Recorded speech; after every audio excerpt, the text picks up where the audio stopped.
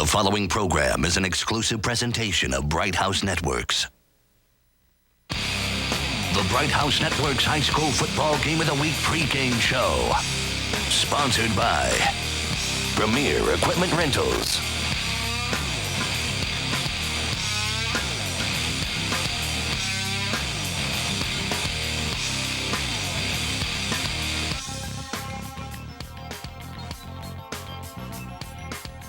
Hello, everybody, and welcome to Week 2 of the Bright House Network High School Football Game of the Week.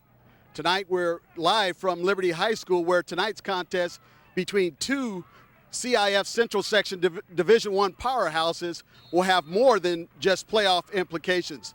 Tonight on the Premier Equipment Rental Show, I'll be joined by the legendary former coach and player of Bakersfield High School and principal of Liberty High School, Pat Preston. Pat, welcome to the show. Thanks, Kevin. It's great to be here. Now, Pat, this game takes on somewhat of a rivalry match. Talk about the rivalry between Centennial and Liberty and what it means to both programs.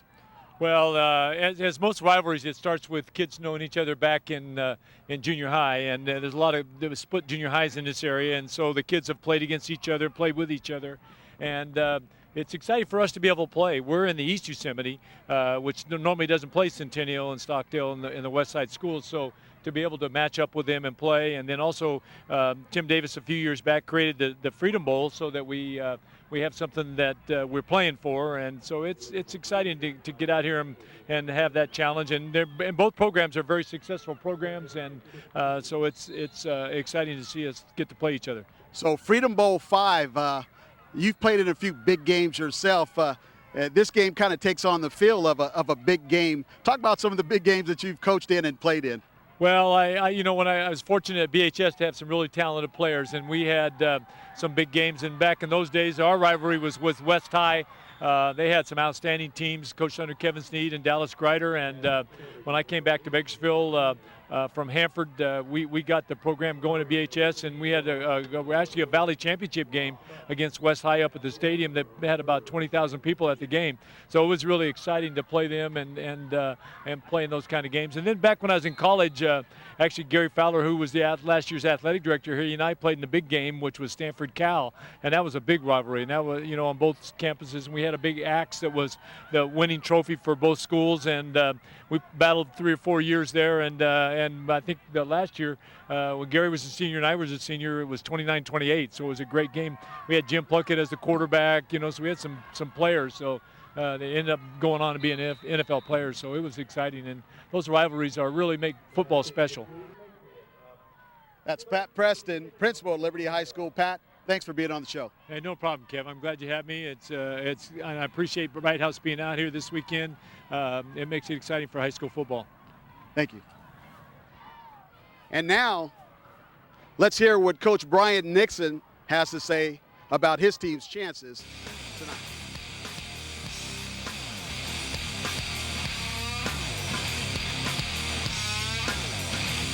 Coach, welcome to the show. Kevin, thanks for having us. Hey, you guys are coming off a tough loss in week 0 against a pretty good Redwood team. Talk about your team's performance during that matchup. I'll tell you what, I was really pleased with how we came out. Came out really hard. Kids played well. Had a couple minor mistakes. 14-point turnaround there with a minor mistake. Turned into 7 points for them. And then got down 10 in the third quarter, and our kids never quit. We had our chances to kick a field goal, possibly win it at the end. And our kids didn't die. They didn't quit. They didn't roll over. So I was really pleased with their youth to be able to come back and say, gosh dang, we're going to fight to the end. Talk about some of the key players that you're going to rely on the offensive side of the ball to replace what you lost at graduation. Well, offensively, we had to rely on Cody Kessler replacing Brock Bivens. And Brock was a dual threat guy for us. He ran the ball over the place, he threw the ball over the place. So Cody's not a big runner, but my gosh, he makes some great decisions and is a leader of our offense. So we think he's going to do really well for us as a sophomore. We do a lot of stuff that's check with knees, and he comes and he has a lot of confidence. His presence in the pocket is unbelievable for a sophomore. I mean, it doesn't matter if you're junior, senior, his presence is awesome. So, his decision-making, he only threw a couple bad balls, and they were a little bit late. Other than that, if he throws them on time, they're great passes, and we aren't talking about those. But my gosh, for a sophomore to complete 76% of his passes is unbelievable. Receiver-wise, we got a whole slew of them. We got a bunch of guys that we're throwing in there. There's going to be 7 to 8 guys that rotate around, and they just got to fill voids. As a running back, you aren't going to replace the Xander Fabry or, Joey Bertrand type guys. So we're going to come back and do that by committee with Derek Tablett and Sean Johnson, who's a sophomore as well and a junior. Austin Ballard may get some reps there, as well as John Lee. Coach, defensively, you graduated some pretty good football players. You talk about Xander Fabry and Jacob Cross, arguably two of the best linebackers in the Valley last year. Who do you look for defensively in your linebacker core to replace those two? We got a guy named Andrew Neighbors as a senior who has put himself, he spelled a lot last year for us when Xander went down, so he replaced him and played in there for us. We got a sophomore up right now. Gosh dang, I just went blank on it. That's right. We'll find we call him Chuck, but Jared Norris. Jared Norris. Yeah, we call him Chuck Norris. So that was where I was blank. I was going, I know his name now, Chuck. No. And then in the defensive secondary, we got a senior Stephen Cavazos playing, and then we're going to have to rotate some corners now after what happened last week. We lost a couple corners, so we're going to have to rotate some guys in there and find some guys to fill those voids. Coach, have you got a chance to see Liberty on film? And defensively, what are you going to have to stop to be victorious on Friday night? Defensively, they're very solid. The only game we see is against Clovis West. They were pretty basic in there with their basic 4-4. They had 4-3s, ran some cover 2, cover 1, and really did a good job and got after it. I mean, they fly to the football. They're very tenacious, and that's kind of Liberty's MO, is they're going to fly around defensively. They're going to hit you, and we have to be able to maintain the football and get first downs. So they're going to rely on their senior running back, Chris Neal. What did he look like on film to you? Pretty impressive. He caught the ball well out of the backfield, ran the zone well, ran the power well. But he's a tough guy, and when he gets on the open, you better watch out because he has a lot of great speed. Now, a lot of these defenses, we're seeing a lot of guys running these 30 stacks. Have you guys gone into that change yet? Or? No, our base is a 4-4. Ryan Renz is our defensive coordinator, and he's very solid in what he does. He breaks film down and does a good job. We do have a couple little wrinkles off that, and some stuff we call Cougar and Tiger that it looks kind of like a 3-4 or 3-5 look, but it's actually our base stuff. Just gives people a different look and lines up differently. Coach, last year you guys were the only team to beat Bakersfield High School. You beat them early in the season. You lost a tough one in the playoffs. But talk about that momentum and what, if there's any type of carryover effect from last year's team to this team. I think last year's team was so senior dominated that we really only have about 12 seniors coming back. So those juniors that were on that team, this team's mainly juniors and sophomores other than those 12 seniors, but those 12 seniors have been good leaders for us and said, hey, this is what we have to do to be successful. And, Brian Maxwell's a great leader for us with Andrew Neighbors and John Lee and Jerry Pendleton, and go down the list with those seniors. So they have kind of stepped up and said, hey, we got to work our tails off and try to bring these young guys along. So a rebuilding year for Coach Brian Nixon and his staff here at Centennial, but they're up for the challenge. They got some pretty good leadership. Coach, good luck on Friday night. Thank you very much. Thanks for having me, Coach. Thanks, Brian. And that was head coach Brian Nixon of the Centennial Golden Hawks when I talked to him earlier in the week about his team's chances. Got a chance to catch up with Coach Tony Mills about his team's chances tonight, and here's what he had to say.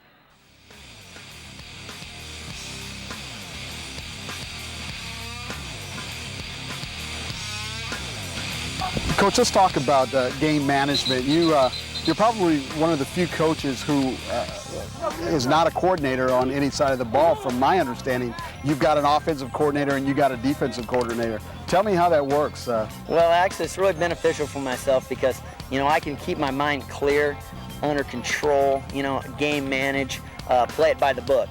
Now, if you're going to see Tony Mills, the gambler, you're really not going to see that in a football game. I'm going to play things by the book. I'm going to let the players make plays, decide the game. Let's talk about some of those players who are stepping up for you this season. Well, in the quarterback position, we had a heck of a quarterback named Byron Campbell that went to Montana State. And we had a guy step up that's a senior named Dylan Slayton. He was a backup last year, and he's made leaps and bounds of improvement by his hard work and dedication. And he's ready to show on Friday nights. And then in the running back position, we had Vasquez last year running the tailbacks position with Andrew Letourneau. And, two really good running backs, but we got a really exciting back in Chris Neal. I'm really excited to see the whole year what kind of numbers he can put up and what kind of leadership that he provides to our team because He's not one of those guys that's a real rah-rah guy, but every single day in practice, he brings it and makes our team better. Our lineman right now, Daniel Swangston, number 61, he's our right tackle.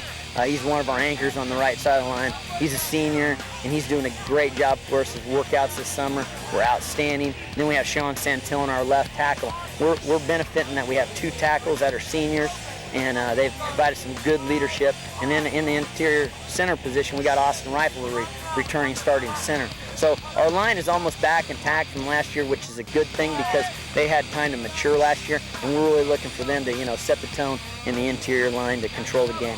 I think maybe we have a better balance of receiving core with Ryan Patterson, Jack Erner, Dylan Meadows, Austin Davis. We got a whole bunch of guys that we can spread the field with, and I think that benefits us more from an offensive standpoint, that we're going to be able to spread some defenses. So that's offensively. Coach, what about defensively? Who do you look for to anchor that defense? You guys running a 4-4, 4-3 defense? We're running a 4-3, and then occasionally we will get into a 4-4 and sometimes a 5-2. It just depends on what the makeup of we're going to play that week. We really looked at Angelo Ornalis, our inside linebacker. He makes all our calls, and then another kid we're looking for, he's a senior, Angelo Ornalis. He's a captain of the team. Another captain of the team is named Trent Eskew. And Eskew is he's just a kid that gives you his best on every play, doesn't say anything, and he'll help you up, and then he'll say, I'll see you in 25 more seconds. Who do you look for in your defensive secondary to step up? Our defensive secondary, and the good thing is us, we're pretty deep in the secondary. We played about 12 kids against Clovis West in the defensive secondary, but the guy I'm really looking to is Dylan Meadows. He's such a ball hawk, playing the free safety position. Zach Vasquez, he's a heck of a strong safety. And then, you can throw Jack Erner in the mix at the strong safety position, Ryan Patterson at the other safety position. We're deep. Chris Neal's at corner.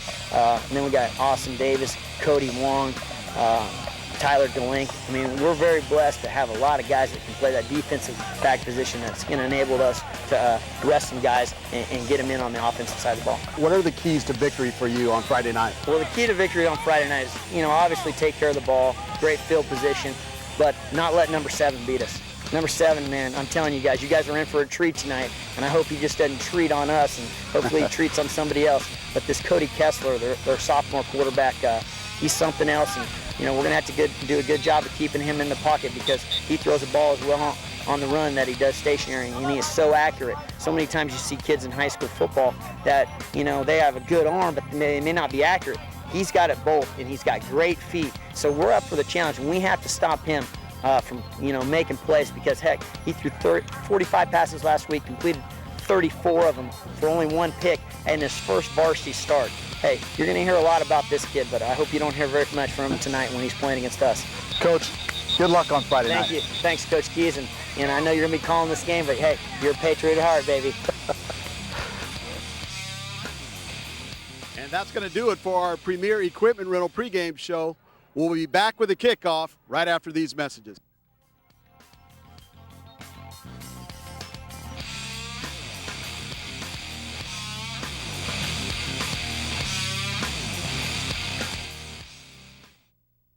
Get rid of your old gas guzzler and buy used at the Barber Honda's Used Car Super Center. With over 200 cars, you'll get superstar treatment and state-of-the-art service at the new Barber Honda Service Center. It's the absolute best in Kern County. Find a pre-owned, fuel-efficient car that's just right for you. And Barber Honda has the largest selection of certified pre-owned Hondas. Don't wait until gas is over $6 a gallon.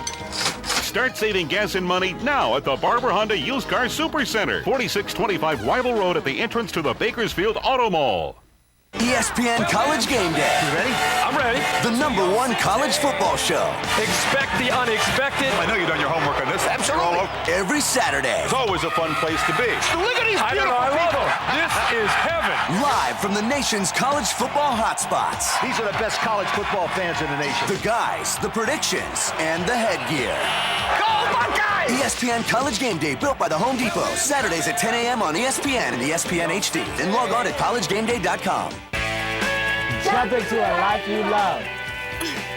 Jump into geology. Jump into culinary arts. Jump into a life you love. Jump into a life you love. Jump into music. With an amazing low cost per credit. Jump into a life you love. And financial aid. Jump into acting. Bakersfield College is more affordable than ever. Jump into a life you love. Jump into college. Your life's waiting, so jump. Bright House Networks presents the Bright House Networks High School Football Game of the Week. Sponsored by Barber Honda, Bakersfield College, and Premier Equipment Rentals.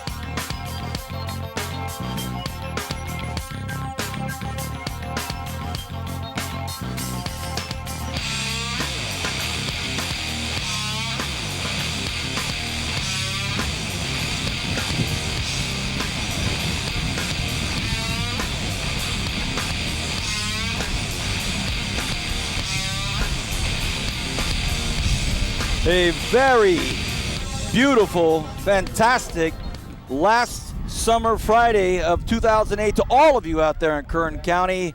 This is Vance Palm, and this is the Bright House Network's exclusive coverage of the high school football game of the week. I am joined upstairs, as always, with Kevin Keys, and down on the field is Brian Adams. Freedom Bowl is what they call it. The Centennial Golden Hawks visiting the Liberty High School Patriots, and it has turned into a superb evening with a nice windy breeze coming through up here. Kevin, this is high school football at its best in week 2. Hey, you got 2 Division I championship caliber teams squaring off in week 2, Vance. These schools are about 3 miles apart. Big rivalry game, Freedom Bowl number 5.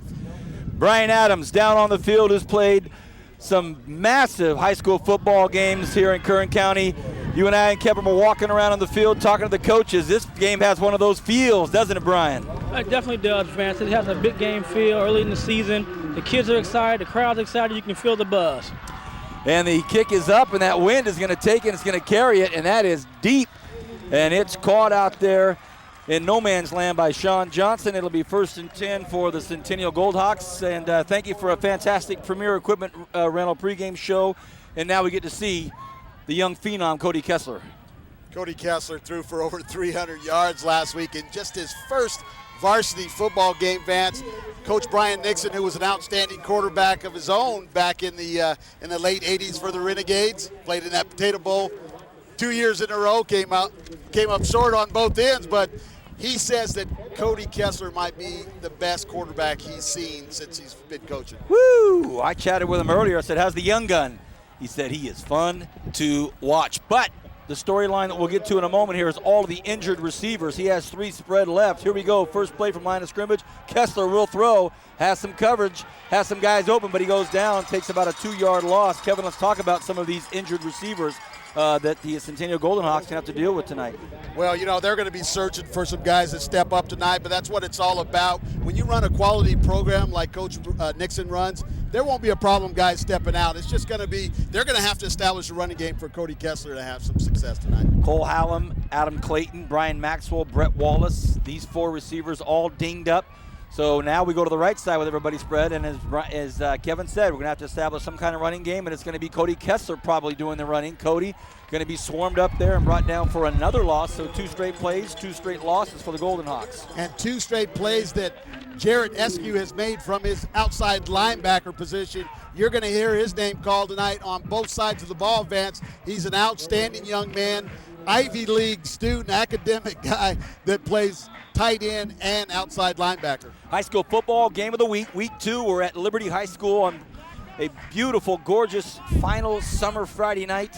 Fall right around the corner. Brian Adams down on the field looking at his notes. Kevin Keys, as studious and prepared as one will get for television.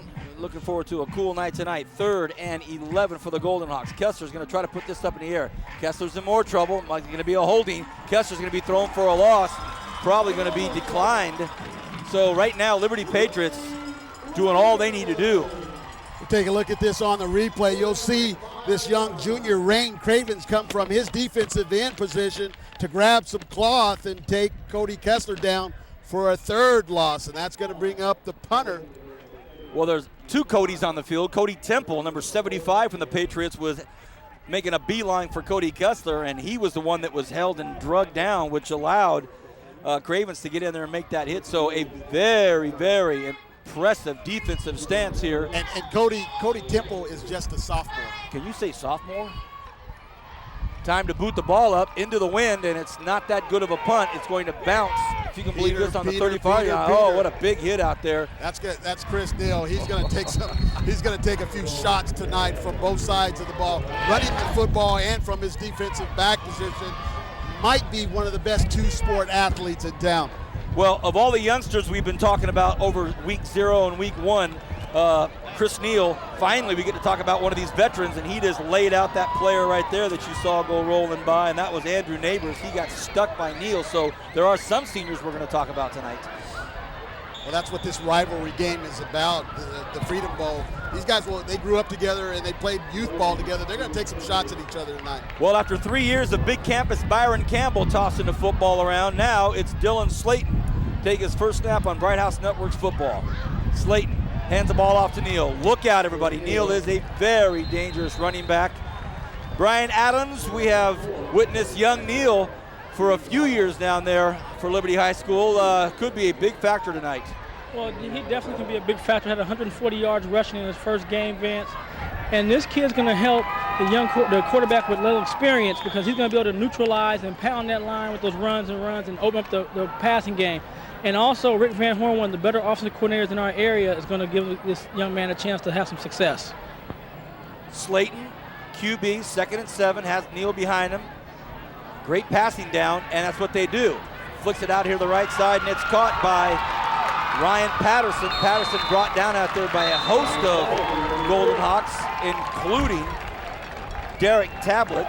Let's take a look at this on the instant replay. Ryan Patterson's just going to run a nice little stop route there. Great pass by Slayton. But Patterson is one of these guys that's sneaky fast. He'll get that cornerback to come up. He'll run a stop and go. He's one of those kids, runs about a 4.6 40. 1st and 10 Liberty on Centennial's 34-yard line. Running back on each side. This time the handoff goes to Angelo Ornelas. A.O. gets about 4 yards. Ornelas, by the way, another one of the seniors we've seen a lot here for Liberty. Well, Angelo Ornelas, you'll see him at the inside linebacker position on defense. But here you see him on the little dive play at fullback. Goes over the top, gets about 3 or 4 yards. Nice job of inside running by Ornelas. Brings up 2nd and 6, another great passing down. Let's see what they do with it. Split way out left is another dangerous senior, Trent Eskew. We know all about him. And in motion now is Jack Erner, another senior for the Patriots. But they give it to Neal. Beautiful play from the line of scrimmage. Great blocking, and Neal still on his feet, trying to make some more happen. Brought down at the 10-yard line. That was a perfectly executed play. Kevin, walk us through it. Well, he gets a nice lead block from his fullback, Ornelas there. Keeps his feet moving here on contact. Nice job by Chris Neal to pick up the first down. 1st and goal from the 9. Liberty. An impressive 3 minutes and 45 seconds so far. There's a nice look at Dylan Slayton, a senior quarterback. He's got running backs on both sides of him. And again, he sends Erner in motion. There's the snap. Neal looking for some room outside. This time Neal is going to be brought down. Great job that time by number 44, Richie Pegfelder. Outside linebackers only listed at 5'9", 195-pound junior. Andrew Neighbors joins in on the work there on the defensive side. 7.5 left here in the first quarter. We're just underway. Centennial Golden Hawks visiting the Liberty Patriots for the 5th installment of the Freedom Bowl. Everything's been from the shotgun. As Slayton has his receivers where he wants them. Slayton rolls to the right, throws, and it is caught. Touchdown! Caught out there by Patterson, as Kevin talked about him. Very crafty, intelligent receiver out there. Boom, 6-0. Ryan Patterson's one of those athletes that we talked about. I talked to Coach Eric Mahanke, their strength and conditioning coach, before the game. He says, keep an eye on this guy. He's one of the most talented athletes that you'll see. One of those guys you don't hear a lot about, but as we take a look at it here on the BC instant replay. He just ran a nice little crossing route there over the middle. Not afraid to catch the ball over the middle. Takes it in untouched for the touchdown. 7-0. We are fortunate enough to have a BHS iconic receiver and a UCLA Bruin with us. And talk about a guy that's ran some routes out there, Brian. Your thoughts on young Patterson already? Well, Vance, I like what I see in Patterson. He caught the hitch earlier, made a move, made a guy miss, and then got upfield, attacked the defense. On that last route, had the defensive back sitting outside shade. He runs the slant, goes in. He breaks the route off because he sees the safety short, so he can catch the ball, then walks into the end zone. That was a great route, great patience by the quarterback. And you can see that balanced attack that we haven't seen so far this year, but now we're seeing in this game, running and passing the ball, mixing it up, keeping the defense off balance. Thank you, Brian. Kevin Keys, your thoughts on Slayton running this offense? Well, absolutely. Brian said it best. They're a balanced attack, and that's something that you'll see from Rick Van Horn, the outstanding offensive coordinator. Rick will do a great job of mixing it up and putting his quarterback in the best position to be successful. Tony Mills, head coach for the Patriots. Corey Actis, big Corey running the offensive and defensive line down there. Rick Brogdon, Jay Eliadis, Wes Pollard, Bobby Rocha, Jeff Sorrell, Dale Tedrow, Rick Van Horn, and Dennis Weaver. I wish they had some names on that coaching list. Wow. Pretty good coaching staff. You know, you got that's the one thing that Coach Mills had to do, doing double duty over here. Vance, he's the head baseball coach and the head football coach. In order to do both, you got to surround yourself with some guys who can call the shots, and he certainly did that with that staff. 7-0, Liberty up and kicking. Beautiful breezy night, and it's heading south, so this ball carries an extra 15, 20 yards. I would almost put that much on it, Kevin. You know, I'd love to see Colton Smith tonight get a chance to kick one from about 55, 60 yards. With this wind at his back, he certainly has the leg to do it. So now we'll see Kessler come back out with his crew, see if they can make something happen. They had an uneventful first series where they basically lost yardage every play, 2 yards, 3 yards, and then 9 yards, and then they had to punt it up into the wind, gave the Patriots perfect field position. If you're just joining us on Bright House Network's high school football game of the week, week 2, Kessler at QB. Quick snap, and they're going to try to initiate that running game, and they hand the ball off to Derek Tablet. Not a bad pickup whatsoever. No, that's a good run. That's a good play on first down there. That's going to keep the linebackers in on him so he can throw the ball a little bit. I like that call on first down. Cut it in half. It's already 2nd 5. Tablet this time hit hard at the line, and he's hit out there amongst other players. Cody Temple. Seems like Temple's name's been called quite a bit already. Also, a nice hit out there by Brady Burke. Brady Burke played varsity last year as a sophomore. Had a pretty decent year and held his own. We should hear his name called a lot tonight. Flag on the play. Have some laundry on the field. A flag. Let's see what the call is. It's going to be on Liberty. They lined up over the ball. Wow. That's going to be the first down for the Golden Hawks. Take it any way you can get it. Absolutely. We're fortunate to be at Liberty High School tonight, where the PA announcer is none other than Mr. Mike McQuarrie, who for years when I was at Auburn High School was the color guard instructor and the choral instructor, and I grew up singing in my entire life, and I consider myself a jazz vocalist, but Mike taught me some serious Latin chops, man. Mike great man. He's a great man.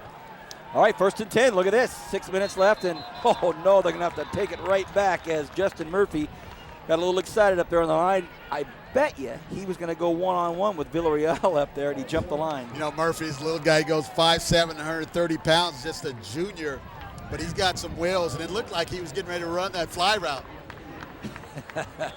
You know, sometimes it's coming to me. It's coming to me. Yeah. I'm out of here. Got to get those wheels going. Well, now it's 1st and 15, under 6 minutes left in the first quarter. We got a nice football game shaping up. Kessler now has all the time he needs. Goes to his right and rifles one out. It looked as though it was intended out there for Steven Cavazos. Was it intended for Cavazos or was it intended for Bo Williamson? Must have been Williamson. Well, either way, he was guarded by the 5'10 junior, Cody Wong. Special hello out there to the Perez family. Father Joel Perez, Mrs. Perez, parents of number 63, Junior Joel Perez. Hello, Perez family. 2nd and 15. Kessler, play action, beautiful screen set up. Some room to run. Tablet has it. He's got a bunch of room. Will he get going? Gets drugged down out there by Meadows. Meadows saved a touchdown, no doubt about it, but a nice run. Exactly what the doctor ordered for the Golden Hawks. Well, the defense of Liberty Patriots is going to come after you. What better way to slow them down than to throw a middle screen?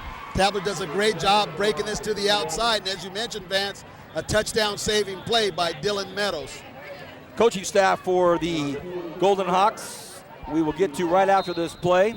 Well, the whistle blows, and Coach Nixon must have heard. He says, you know what? I want our names mentioned. I'll call a timeout. Head coach is Brian Nixon, and in just a moment I'll have you talk a little bit about Coach Nixon. And yeah, we joked a little bit. He's the old man now in Kern County as far as coaches. Ryan Rentz, Dave Rice, Richard Parrott, Rob Hallam, Chuck Trujillo, and a great athletic staff there with the AD, Becky Porter. You know, Coach Nixon now, you look at a guy like he has been around for a while now with all these coaching changes, these young coaches in, and I was joking with him. He understood the facetiousness, but he's one of the veterans. You know, 1988, somewhere around that was his senior year in high school. We remember him well when he was a quarterback out at Shafter High. This is a guy that played quarterback and on the other side could play linebacker. Just a real tough guy at the quarterback position. Left-handed quarterback. He has so much admiration for his young sophomore quarterback. He says that this kid, if he keeps his head on his shoulder when it's all said and done, he could be one of the great ones to come out of this valley. Oh, and that's if he decides to play football. I mean, in his college career. You're talking about a basketball player and a baseball player. We could wax eloquence about number 7 Kessler all night, but right now he's got a hungry defensive line after him on a 1st and 10 at midfield. Kessler goes back off to the right side. Let's see if the blocking's set up, and it's not as good as they would have hoped, and he's brought down out there. Reggie Anderson caught it, but some great defense by Liberty. Well, great job by the cornerback, Jack Erner, to come up and take on the block to make that tackle. Not a bad play the way it's set up, but give credit to the Liberty High School defense and Jack Erner for making the play. 2nd and 10, no gain. Kessler has everybody out here to the left side except for one receiver on the right side. Kessler looks, could be an option, decides to keep, cuts back. Now Kessler looking for room, doesn't get it, and he's hit hard up there. A big hit by Brady Burke, one of the Patriots that hit him. And I'm going to mention his name again. Yeah, Brady Burke and Cody Elliott both come in on this play. As you see both of them in on the tackle there. That's something that the young quarterback can't do a whole lot of, is take hits like that over the middle from this Patriot linebacking core. Great containment there by the Patriots. 3rd and 8. Big play regarding momentum. Everybody's coming at him. Look out. And they got him. 4 or 5 yard loss back there. Coach Nixon is absolutely livid. Not happy at all with his offensive line there, and that's going to bring a punt situation for Centennial. Well, the Patriots are just pinning their ears back down just about every play and coming after this young quarterback. They're going to put pressure on him to force him to make bad decisions. Punting into the wind again, not a bad one this time, a beautiful spiral, and it's going to take a bounce that will look out. Woo-hoo-hoo, that was crazy. Brian Adams, the kid down to the field, and right now, Brian, it's a deal where Centennial had a couple opportunities, but Liberty playing very well.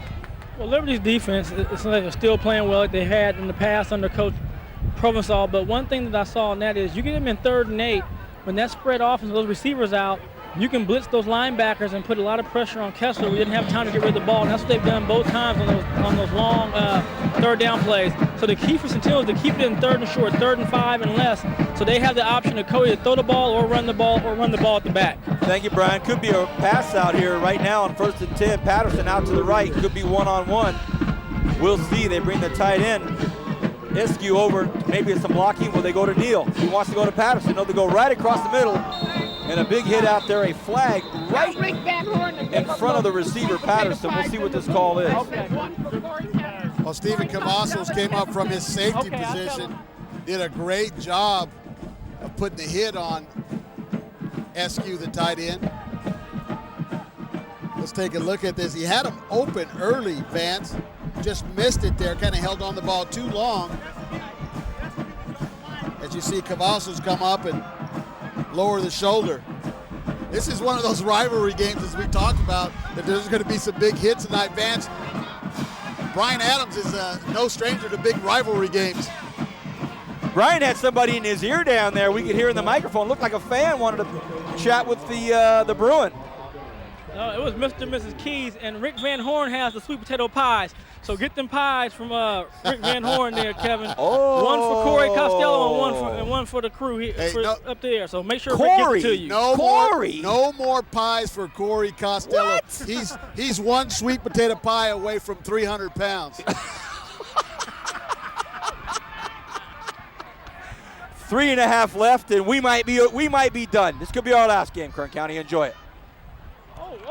Second and 15. Brian sees something. Oh, goodness.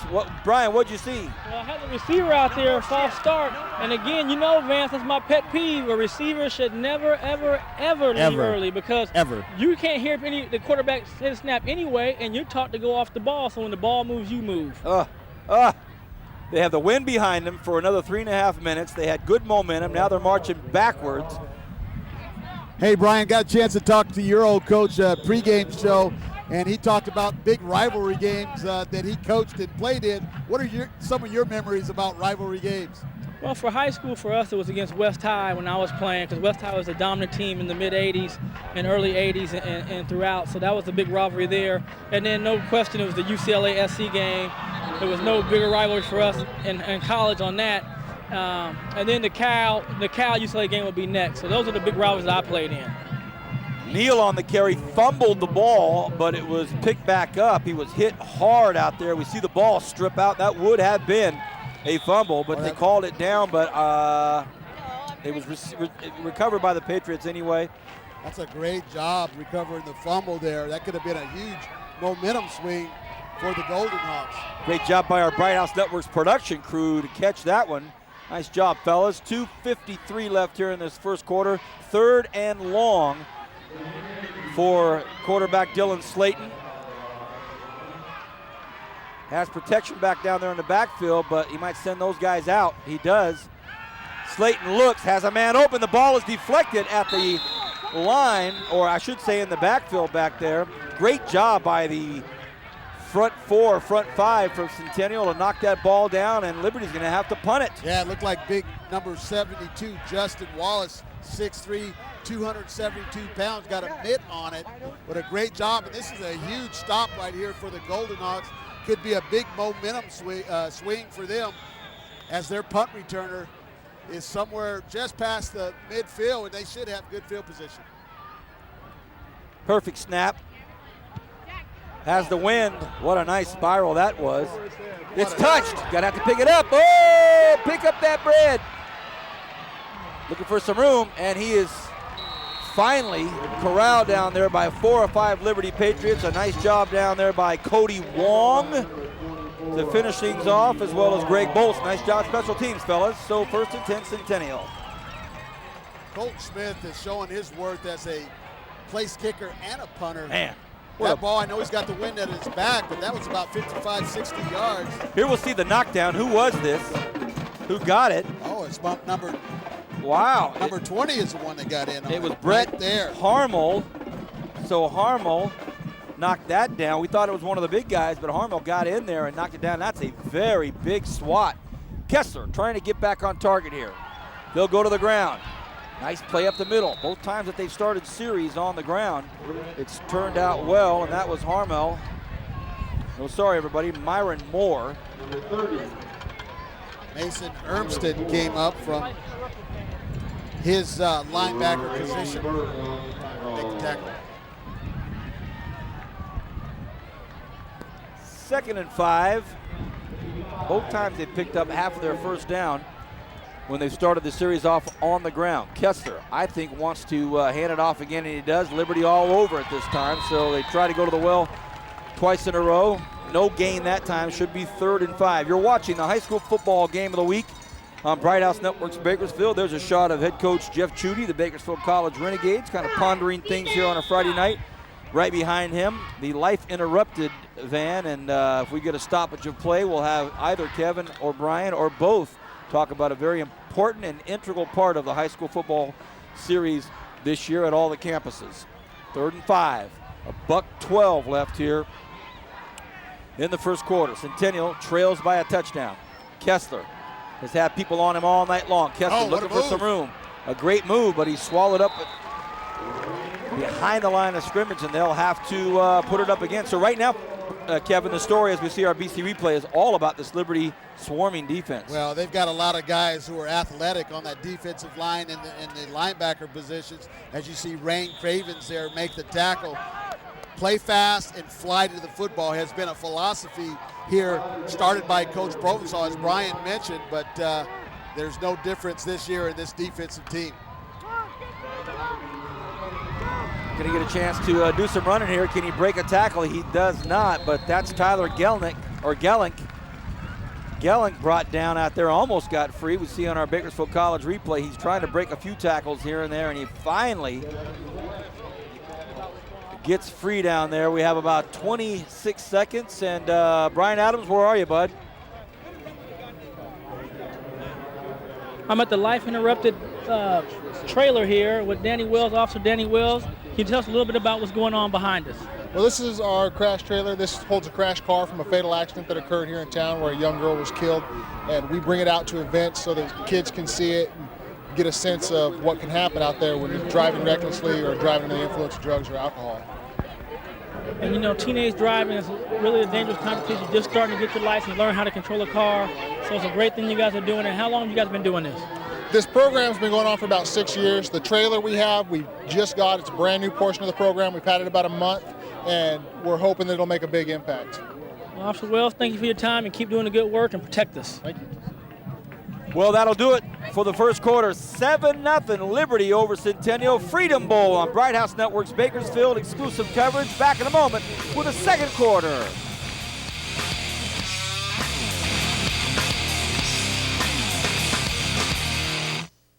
Send us your videos and be a star. Introducing You On Demand, exclusively on Bright House Networks. Send us a video of your family, friends, or pets, funny videos, short films you've made, or musical performances, and you could see yourself on demand. Go to bakersfield.mybrighthouse.com for more information and click on the You On Demand logo for details. So send us your videos and be a star. You On Demand on Bakersfield On Demand Digital Channel 300. Jump into a life you love. Jump into geology. Jump into culinary arts. Jump into a life you love. Jump into a life you love. Jump into music. With an amazing low cost per credit. Jump into a life you love. And financial aid. Jump into acting. Bakersfield College is more affordable than ever. Jump into a life you love. Jump into college. Your life's waiting, so jump.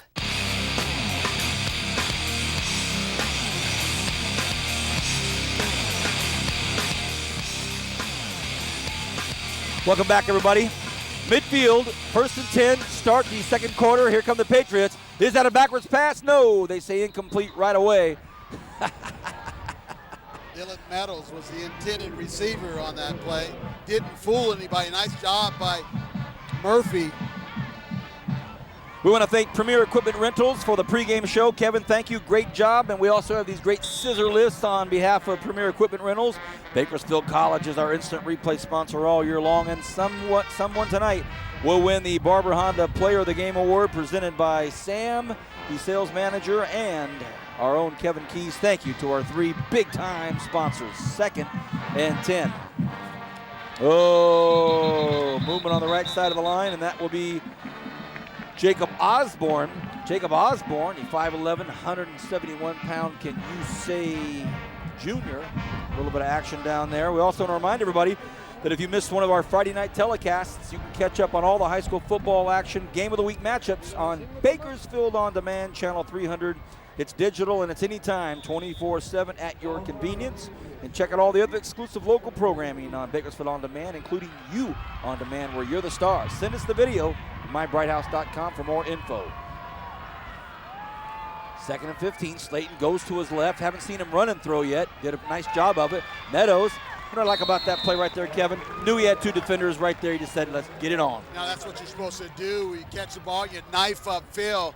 That's a great job by that young receiver.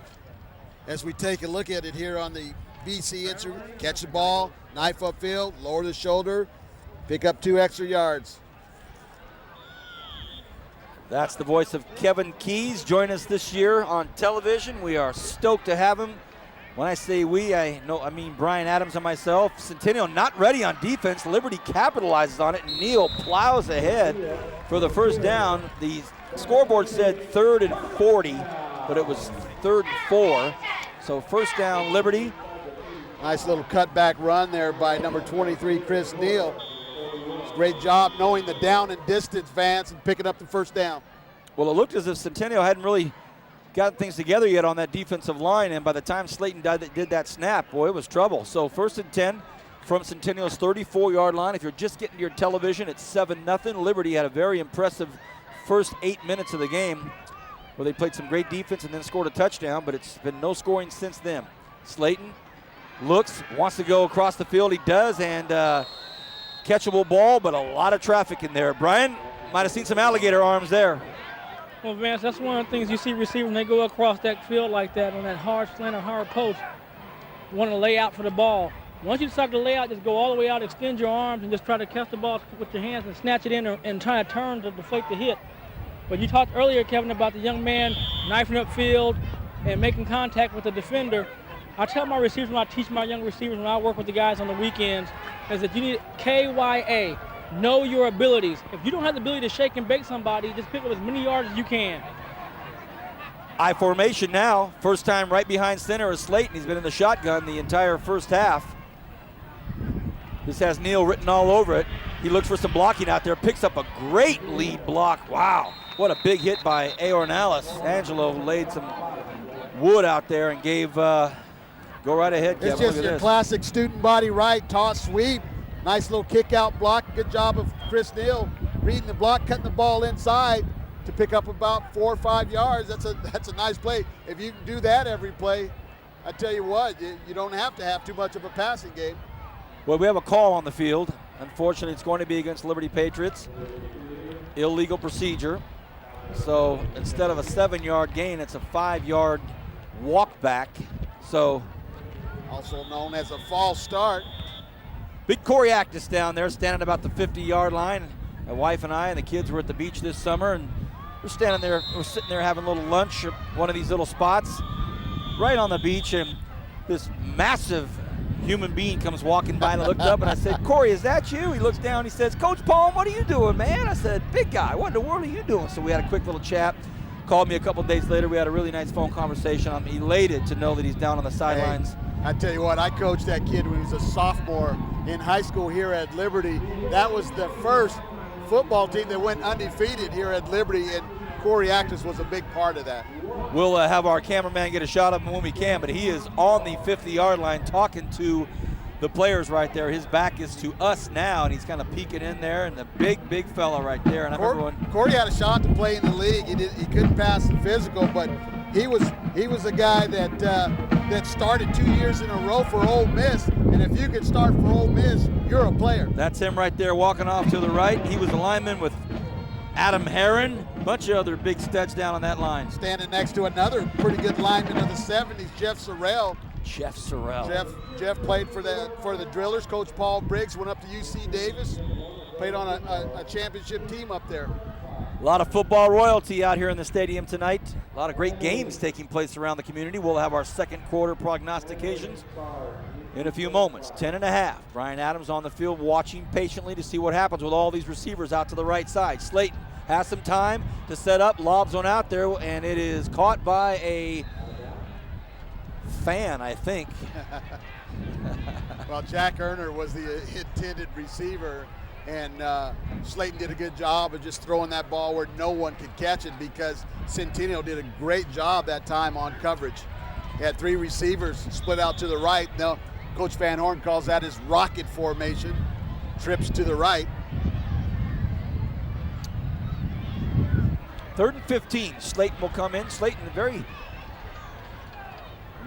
the overused terminology in sports, a calm, cool, collective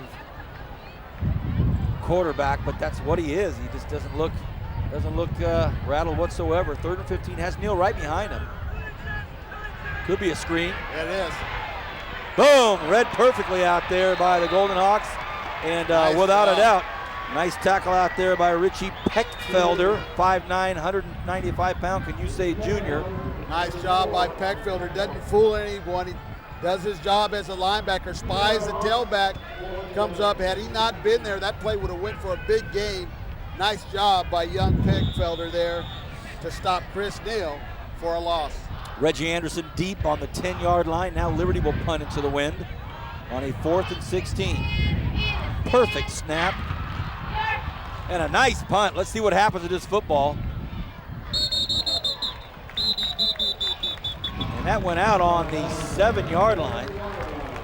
Let's go down to the field to Brian Adams. Brian, we're almost halfway through this second quarter, and it's been, other than the 1 touchdown, somewhat of a stalemate on offense. Well, I think the defense is just playing real well right now, and we do know a lot of times early in the year, Kevin, you coach, defense are a little bit ahead of the offense. We talk about great players, and it's rare we talk about kickers, but Schmidt is one of the better kickers, Kevin, in this whole, in the area, matter of fact, ranked in the state. And you just see right now, he boomed one with the wind, and now he pinned him in inside the 10-yard line, and he's a great field goal kicker. So we're seeing some great talent here on these Friday nights. It's Brian Adams, Kevin Keys up here with myself, Vance Palm. Pleasure to have you with us. Week 2, high school football game of the week. We're at Liberty, and it's about as beautiful a night as you're going to get anywhere on planet Earth. Kessler right behind the center. This time he hands the ball off, and it's up the middle this time to Myron Moore. Myron Moore gets about 1 or 2 yards. So Cody Kessler, the sophomore phenom in all 3 sports, who last week threw 44 times. Is that right, Kevin? 45. 45 times. Oh, sorry. I was off one. He threw 45 times. Unbelievable. And he hasn't been able to get things going here yet, but don't count him out, Kern County. Well, the most impressive thing about him throwing that many times, he only made 1 or 2 bad reads the whole night, 1 interception, but 335 yards for that young man. A little difficult time tonight against this Patriot defense. Another nice tackle by Cody Elliott. Pow! Wow, Moore had some room, but no dice. Elliott shut it down. 3rd and 6. Got two tough defenses playing tonight. Looks like Nixon just brought in about 7 guys. Well, wow. That's what he talked about, is that he said he's got a bunch of guys at the receiver position that he's going to get in and out of the game. Few key players injured tonight, but he makes no excuses. He says they're ready to play. From the shotgun, Kessler rifles one. Ooh! Angelo Ornalis. Yikes. A flag on the play, incomplete pass. It was intended out there for, I think, Reggie Anderson. Are they going to get him for a personal foul? Oh, illegal. Illegal man downfield on the offense. So watch this hit by Ornalis here. Coming up from his linebacker position, lowers the boom. The deke leader. Wow. 4th and 6. The Centennial struggling on O tonight. There's no punter, and Coach Nixon had to call a timeout. There was nobody to punt. It was 4th and 6, and they had a short snap over there to Myron Moore. Myron Moore never looked back to see if there was a punter. They snapped it to him, and he said, "Goodness gracious, what's going on?" Well, Nixon's going to choose some guys out here. It's the up man's job to count everybody, and I guess he counted the guys in front of him, but didn't look behind him. Well, Myron Moore, right there, number 30, you're looking at. He's the last stance, if you will, to block for the punter, and the center probably looked between his legs and said, "Well, that's the only guy back there. I better snap it to him." Coach Nixon saw that quick enough, and boy, that was by the hair of his chinny chin chin to call that timeout. Well, Cody's the punter, and he was on the sideline with Coach Nixon. I think they kind of realized that, oh, we got to get a timeout. Uh-oh. Bit of a chat going on between Coach Nixon and his boys. It happens. So Cody Kessler having some introspective moments out there on the field right now with 4th and 6th on the scoreboard. Well, that's what happens, Vance, when you're a sophomore playing varsity. You got all these duties to do. You got Liberty Patriot defense coming after you on every play. Right. Now he gets it, and he'll put it up. A nice end over end. Could cause some problems. It does! Fumble! Oh, he tried to pick it up and run with it. And that was number 44, Peckfelder, had an opportunity to fall on it. Tyler Gelnick recovered the fumble there after bobbling it. It's free right there. You got to just fall on the football. Don't try to pick it up, huh, Brian? Well, in that situation, you can't advance a muff punt anyway. Right. So you might as well just dive on it. However, Kevin, I made a living picking those up off running, so I'm going to go pick them up. That's just how I would do. That's because Jason Oliver, those guys, you pick it up and make a play, but on a punt, you can't return a muff, so you might as well just dive on the ball. That's because you were an athlete, my man. Well, that and you were never going to catch B. Neal up the gut of the football field to the 39-yard line. So an opportunity slipped away right there on special teams. Centennial almost had a fumble recovery, but now Neal right up the gut, and he's brought down out there. A nice tackle out there by Alonzo Molina, but not before. 6 yards on first down there. Chris Neal running the ball hard. Looks like he stands a little tall from his running back position, but he certainly runs the ball hard, Vance. 2nd and 4. Content to stay on the ground here. A ton of room. Neal brought down out there by Paul Guglioni. Oh, sorry, Stephen Cavazos brought down Neal. Beautiful stride here as we see Chris Neal get a little running room. Stride length, stride frequency equals speed, Vance. That young man certainly has some speed. Nice tackle out there by Cavazos to save a TD. 1st and 10 on the Centennial 22-yard line. So Liberty now starting to get into the neighborhood. Centennial smarting over a couple of incidences where they maybe not using their heads, and hopefully for the Patriots standpoint, they can make them pay. We'll see. Liberty's defense has stepped up when it's needed to. Neal again on the ground, trying to stretch things out. Centennial does a nice job of trying to get out there, but Neal is so tough to bring down. He just gets so many yards after being hit. Just a really strong player as you watch him coming out of the I formation. Just a little power play here. Classic BC Renegade football play there. Neal does a great job, hit and spin to pick up the extra yards. God, you got to love that as a running back, Coach. Well, Brian, I'll get your thoughts on this after the play, but in my personal opinion, I look at Neal to be one of the biggest names in the city. 2nd and 2. Again on the carry. Neal. Wow. See right there, he has 4 or 5 Golden Hawks on him. Might have gotten the first down. Your thoughts, Brian? Well, Vance, one thing about Neal, he's been waiting his turn patiently. He's been a stalwart on defense early in his career on the corner. Now he's getting a chance to run the ball, which is his strength. And one thing that he does is he always keeps those legs moving. You see the good backs, whatever level it is, they keep those legs moving after they get the contact. What I like about it is he can carry the load. He can carry a lot of carries, and he's powerful. And he's going to wear this team down. That's what the good backs do. You just keep giving it to him and wearing him down. He may not bust one yet, but eventually they get tired, defense gets tired, and you bust a big one.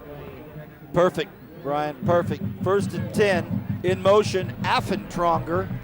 And they go to Neal, looks for an inside block from Affentronger. Neal, nice 7-yard run, 6-yard run. Well, that Kevin. name that you're trying to say, Affenstranger, that's a Cal State wrestling name. And remember that from the years before you were there. But that's the young man that ran on that 4x400 championship track team that Liberty had that beat Edison at the state championship. I'm glad you're here, Kevin. I was going to practice my German and say Affentronger. Just a fine young man and an outstanding athlete. Toss sweep to Angelo Ornelas. Wow, look at Liberty now. You got Coach Van Horn saying, all right, Neal, here's about 4 or 5 carries to get us up on the doorstep, and we're going to come pound it in again with, Angelo Ornelas. So a great job right now by the coaching staff of Liberty, as Brian said, just wearing them down. Now it's 3rd and goal, a 3rd and 1. They have an opportunity to get a first down if they need it. Well, you look at these big guys up front for Liberty. They're getting a pretty good push from their offensive linemen, led by number 74 there, big Centennial. As you see, Ornalis touchdown, punch it in for the touchdown. But that's the push that we're talking about, fans, from this offensive line. Haynes, Centennial, Rifle. Great job by the offensive line. Also, number 77, big Lionel Ruby. Well, a lot of hard work out there by Chris Neal to get him to the doorstep, and then Angelo Ornalis punches it in. So great teamwork there. The hold, the snap, the kick. It's long and it's good. Liberty right now up by 2 touchdowns with 4:50 left here. And Kevin, here's a good look at that touchdown. Yeah, almost got him. Great job by Ornalis just to keep moving forwards. He has great pad level from his fullback position to fall forward and pick up the touchdown. Great to see Coach Nixon out there just greeting all of his defense, giving them all low fives, saying, all right, let's go, get off the field, good work. Let's try to get some momentum up there if we can get guys going. Who are you pointing at there? Dr. Yokoyama, Dr. Y, my doctor there out he is. there, team doctor for the Patriots. Kevin, tell us your history with Liberty High School. Well, I came here from the east side with Coach Van Horn to help start this program. It was just a great community team effort, building the program here, building the stadium. Pat Preston was one of the hardest working guys that you'd ever see, and he did a great job building this program. And just the guys and the emphasis on the weight room was just outstanding. Kids hit the weight room every day. Kevin Keys, a luxury having you here up in the booth to talk about Liberty High School. You know, Kevin, we see the 2 deep receivers on the kickoff for Centennial running to the wrong side of the football field right now, and somebody whistled at him and said on this side. So I think right now Coach Nixon's probably going to have a few things to discuss in the locker room. Brian, I can almost see your grin from all the way up here. Well, Vance, the one thing is, he has a team that's he's never going to make excuses. He has some injuries tonight. He has a young team, young quarterback. He just wants to keep the game close and see if he can get something going on this drive, maybe put some points on the board and try to go in with 14-3, 14-7. But he has to get some kind of rhythm going on his offense to try to balance out the pounding that they're taking on the defensive end. Because if they turn the ball back over again with 3 and out, you're going to see a worn-out defense coming back onto the field. Thank you, Pete. Premier Equipment Rentals, thank you for the pregame show on these scissor lifts, the Bakersfield College Instant Replay, and the Barber Honda Player of the Game. Those are the 3 sponsorship families that we're so happy to have with us, and that's going to be a funkified bounce, and it looked like Centennial almost was going to have a nice opportunity to do a run back here, and the worst shaped object in all of sports worked its magic, didn't it? I love that. That was a low liner kick by Smith. Very intelligent kick. The wind in his face. He just kept that ball low and took a nice, as you used, funkified bounce to carry into the end zone. And, he's looking at it, and Sean Johnson's like, finally, I get to run. Whoa, whoa, whoa. Kessler on a 1st and 10.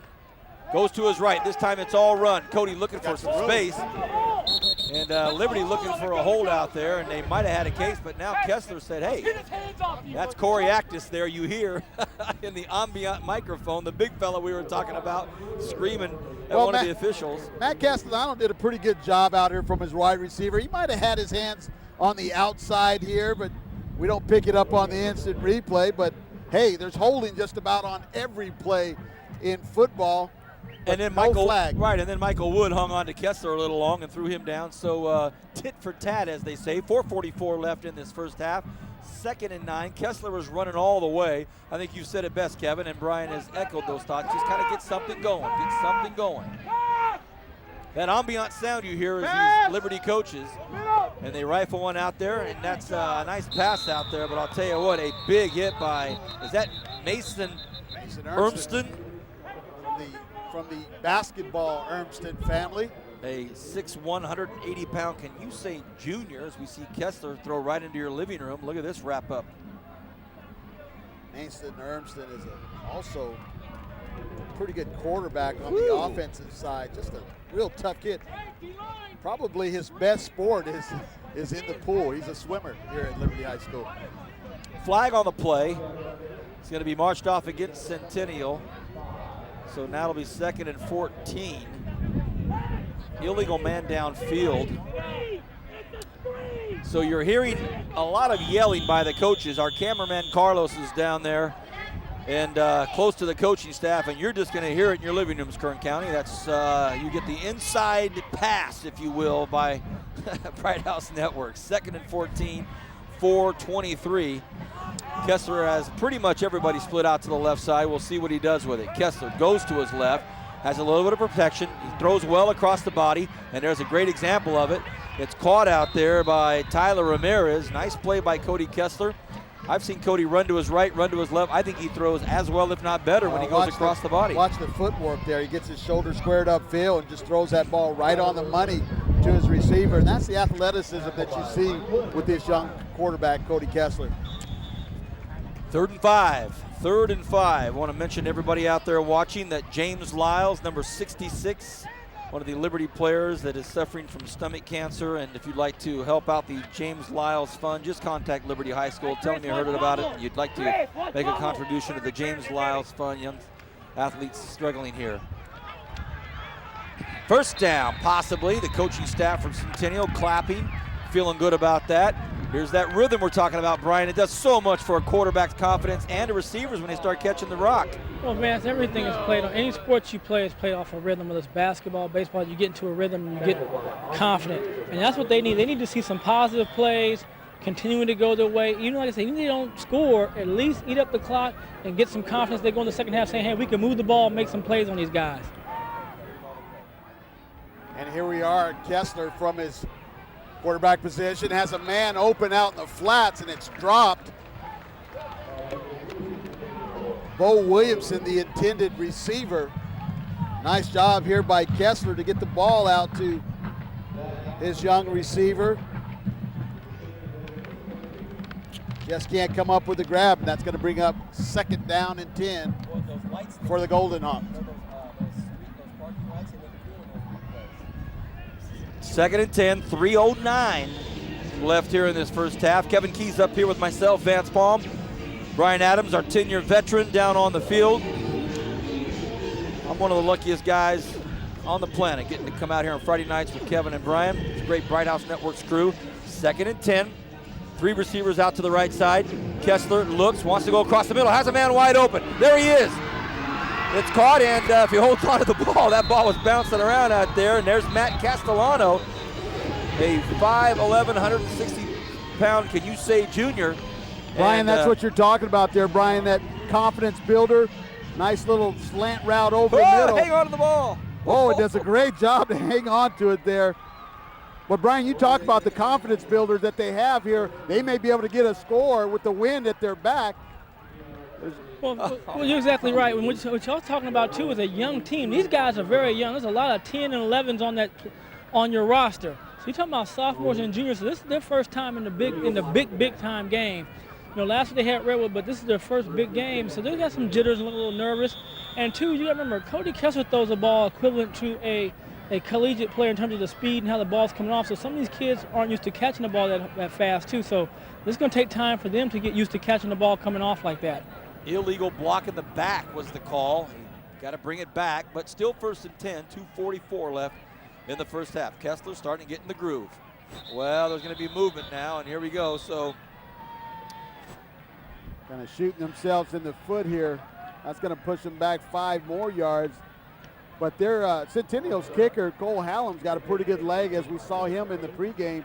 If they can move this ball about 15, 20 more yards, they may get a shot. I know Coach Dixon's thinking, let's score a touchdown. But if they can move this ball a little bit, they might be able to pick up some points. Those are the young ladies promoting the James Lyles Fund, and they have a lot of contributions. Let them know. Number 66. 1st and 15. Kessler pumps, has a ton of time. Here's when he gets dangerous, but look out, he breaks the tackle. Can he get some room? Kessler trying to get out of bounds, still on his feet. And he was hit initially out there by Cody Elliott. Then he was trying to chase down out there by Cravens. Watch this. Kessler shows his strength here to shake off Cody Elliott, who's a pretty strong kid, still has a presence of mind to run forward and pick up some positive yards. Second got out and of 12. bounds. He did. He got out of bounds to stop the clock on the play. On the 40. A lot of time left here in the first half. Kessler, now the beautiful plays, pitch it out there to Jacob Forbes. Forbes looking for some room. Forbes, oh, sorry, everybody. That was Sean Johnson. Johnson brought down out there almost a first down, very close. Sorry about that. That was Johnson. Get to that sideline. He's got to get to that sideline on that. You're right, Brian. Watch this open field tackle by Zach Vasquez come up from his defensive back position, his safety position. Nice open field tackle there. Great point by Brian. Got to get that thing out, stop the clock. It continues to tick. Johnson, the 5'10", 153-pound, can you say sophomore, 3rd and 1. Kessler trying to go for the first down. Ooh, close. Don't know if they're going to get it, and that clock will continue to go. Well, that's got to be close enough there for a measurement. That should stop the clock, but they don't. The clock remains. Don't even give it to them. 4th and 1. Not even close enough for the mark. So they call the timeout with $1:15 left here in the first half. Let's take a look at some of the games going on around the city tonight. Brian Adams, your Drillers at Stockdale. Last week, running back from Stockdale, ran it up, had a big night. So the Drillers concentrating on football back in the city after one game at Canyons. Brian Adams, the Drillers at Stockdale. Well, Vance, and that old Dorothy and the Wizard, you're not in Kansas anymore, Stockdale. Drillers will not allow that to happen. One thing about Gold in his time there, that defense does not give a lot of rushing yards. I said hi to Coach Boyd down there. He's in the corner. We'll try to get a shot of Coach Boyd tonight if we can. Kevin Keys, BHS at Stockdale. Well, I love the way Stockdale has improved this year, but I'm going to have to agree with Brian Adams. His Drillers will roll tonight. Look at this. Tehachapi with a nail-biting loss last week by Garces up on the hill. At Frontier tonight, Kevin Keys. It's a tough call. I like the Warriors coming down off the mountain. Brian Adams. I'm gonna take the new kids on the block. I'm gonna go at Frontier. Hey. North 2-0 at Delano, Brian. North on that one. Kevin. I'm gonna have to go with the Stars as well. 4th and 1. Very big play right now for the Golden Hawks. Kessler on the keeper, gets it. So he gets the first down. The wind at their back, if they can get Hallam in position here. So Kessler jogs back over to look at Nixon very quickly. It'll be 1st and 10. 71 seconds left in the first half. They trail, and now coaching staff from, the referees will call a timeout. I thought certainly Kessler had the first down. He looked like he got more than enough. Looked like he got more than enough yards there, but wow. So clock is stopped for the measurement, and we can see from here clearly a first down. So first down, Centennial. And that gave Coach Nixon and Kessler just a few more moments to talk about things. Well, Centennial's got to be careful here as they try to move the ball here. No timeouts left with 1 minute and 11 seconds left on the clock. Thank you, Kevin. Clock has already started to tick. Kessler goes to his left, sets up, lets one fly, and that's going to be over the heads of everybody, so that will stop the clock. Exactly at 1 minute, 60 seconds. Brian, what kind of route do you like here to get these guys set up for at least for a field goal?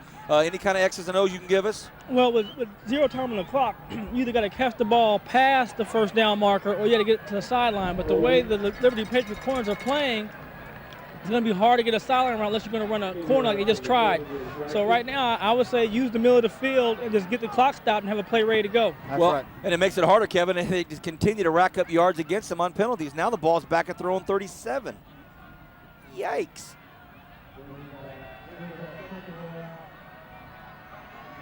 Didn't hear the call. We were talking. Holding. Well, we have, fortunately, 6 eyeballs up here that are doing a better job than Kevin and I and the camera crews, but they're used to catching all these things. The video crews for the teams, they know what's going down. All right, 1 minute exactly. 14-0 is the score. Centennial trying to get in position here. Everybody coming at Kessler. Look out, look out. Kessler throws it away, and he's brought down hard out there, and who else? He's lucky. Who else? Number 58, again, Cody Elliott, and number 75, number 85, Rain Cravens. So it's Cravens again.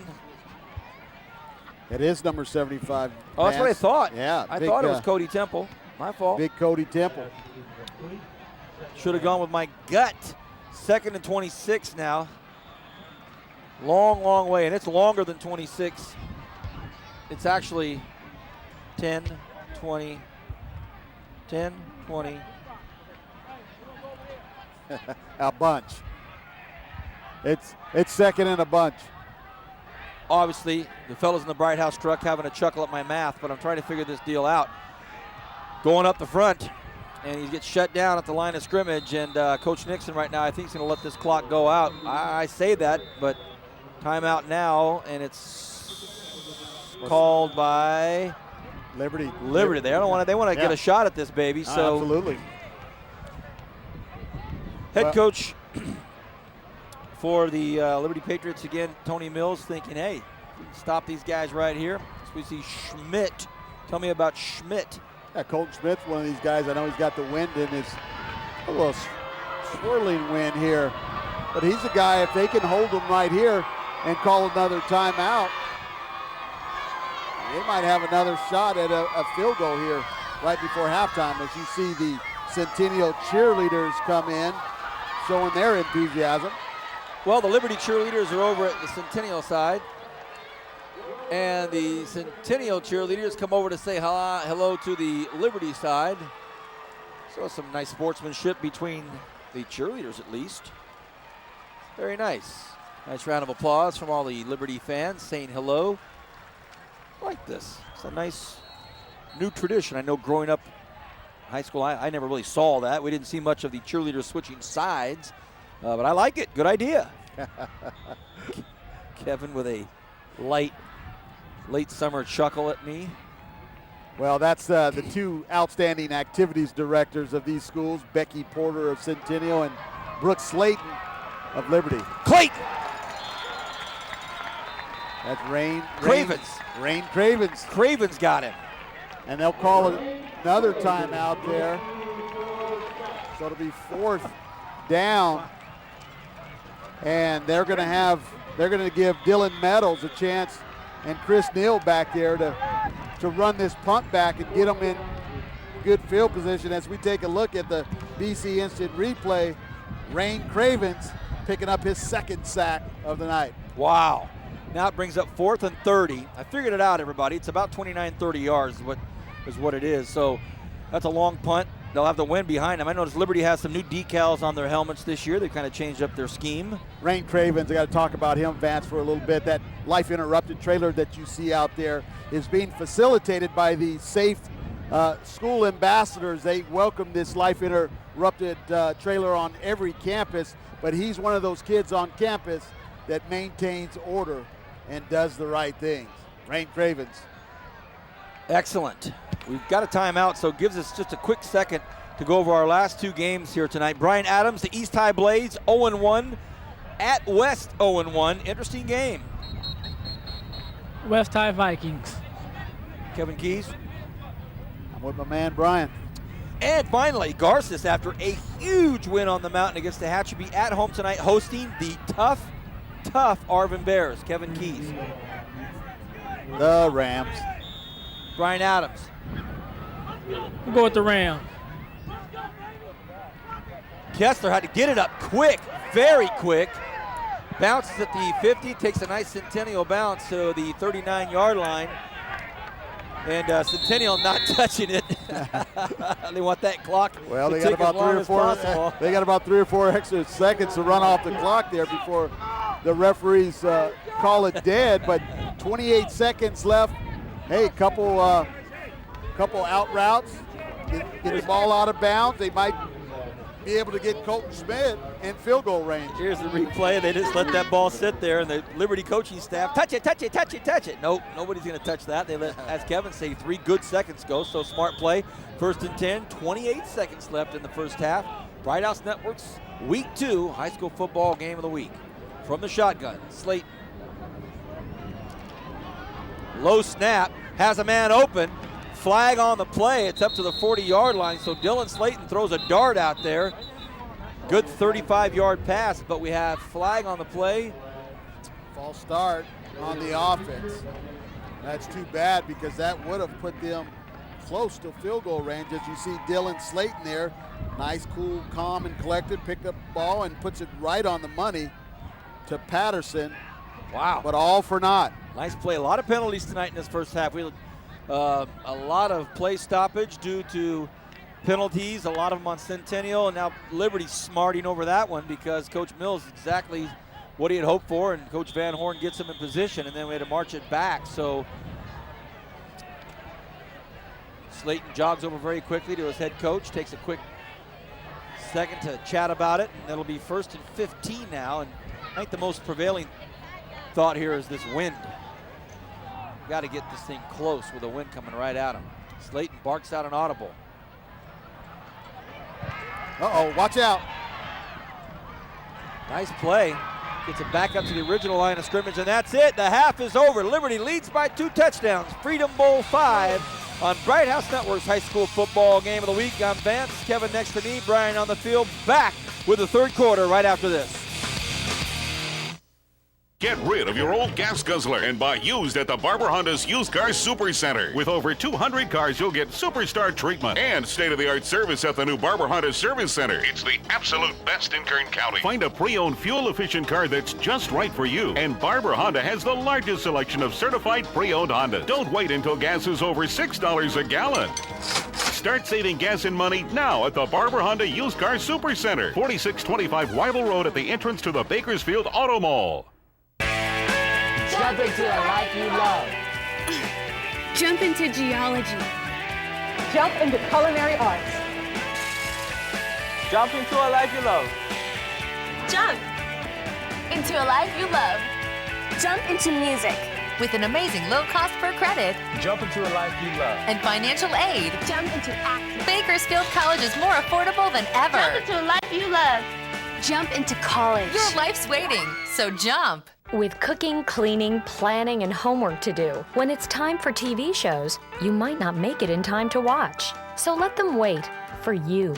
You've got Startover, powered by Bright House Networks, letting you restart certain live TV shows right from the very beginning, all with just a few clicks of the select button on your remote. It's free and included with your digital cable. So when it comes to time, you've got plenty of it. Startover, powered by Bright House Networks, making life easier.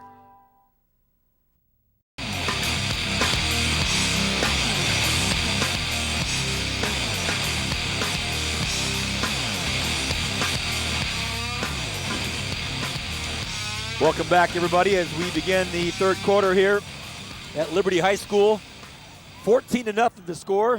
The Patriots played a real good football game. Centennial has kind of stubbed himself in the toe a few times, but they have the talented young quarterback in Cody Kessler, and their defense has done a fine job at times. But right now, Liberty up 2 touchdowns, and they'll be receiving and have the wind at their back. I'm Vance Palm, joined by Kevin Keys.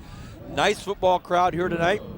Brian Adams down on the field, and Kevin Keys, we had quite possibly one of the best steak sandwiches in all of the Western Hemisphere. Wow. Well, that's one thing that Liberty High School boosters are known for. Woo. Is their New York steak sandwiches, and the one we had tonight needed no sauce on it, Bernie.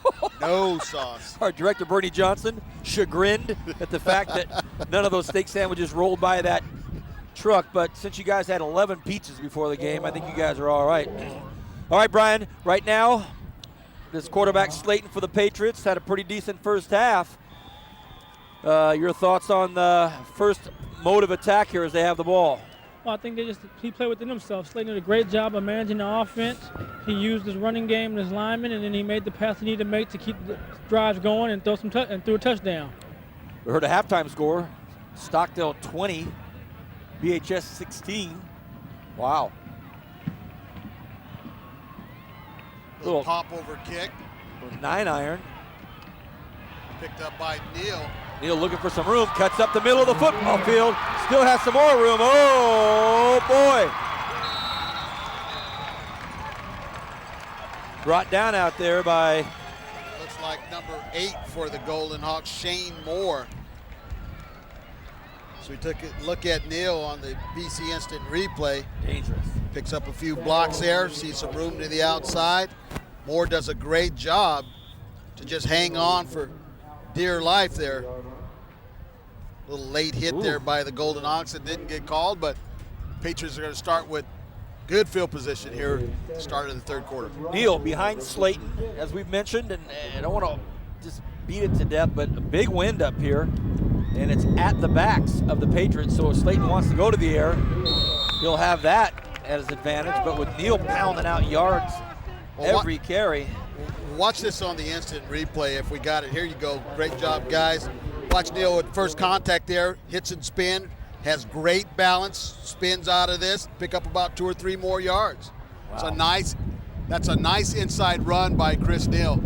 Not a whole lot of yards, but hey, 6 yards of carry, not bad. Well, the wind I was talking to you about, you're starting to hear, I'm sure, in our mouthpieces. Neal cuts up the middle, and there's a first down, so I think we can kind of start to read the mind of head coach Tony Mills right now. Yeah, we have the wind, but we've also got Chris Neal. Well, we talk about the surge of this offensive line, that kick out block there by Angelo Ornelas, big fullback. Patriots running the ball at will here to start the second half. Sorry, Kevin. Angelo Ornelas, early lead right now for the Barber Honda player of the game, and that's with a guy like Chris Neal. That's a game with Chris Neal's chomping up yards, but Ornelas all over the place. 3 receivers standing in there tight. They give it to Neal. Neal looks up. Neal's got a ton of room. Look out. Oh, he was brought down at the last second out there by Steven Cavazos. If not, 6 points.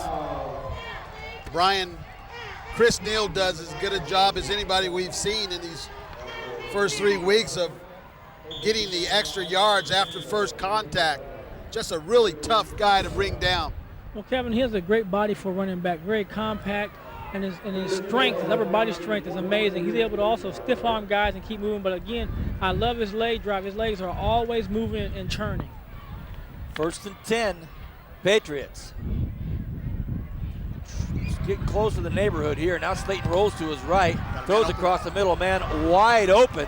Oh, a big, lumbering, crushing tackle out there by Timothy King, but not until your man, Marty Affenstranger.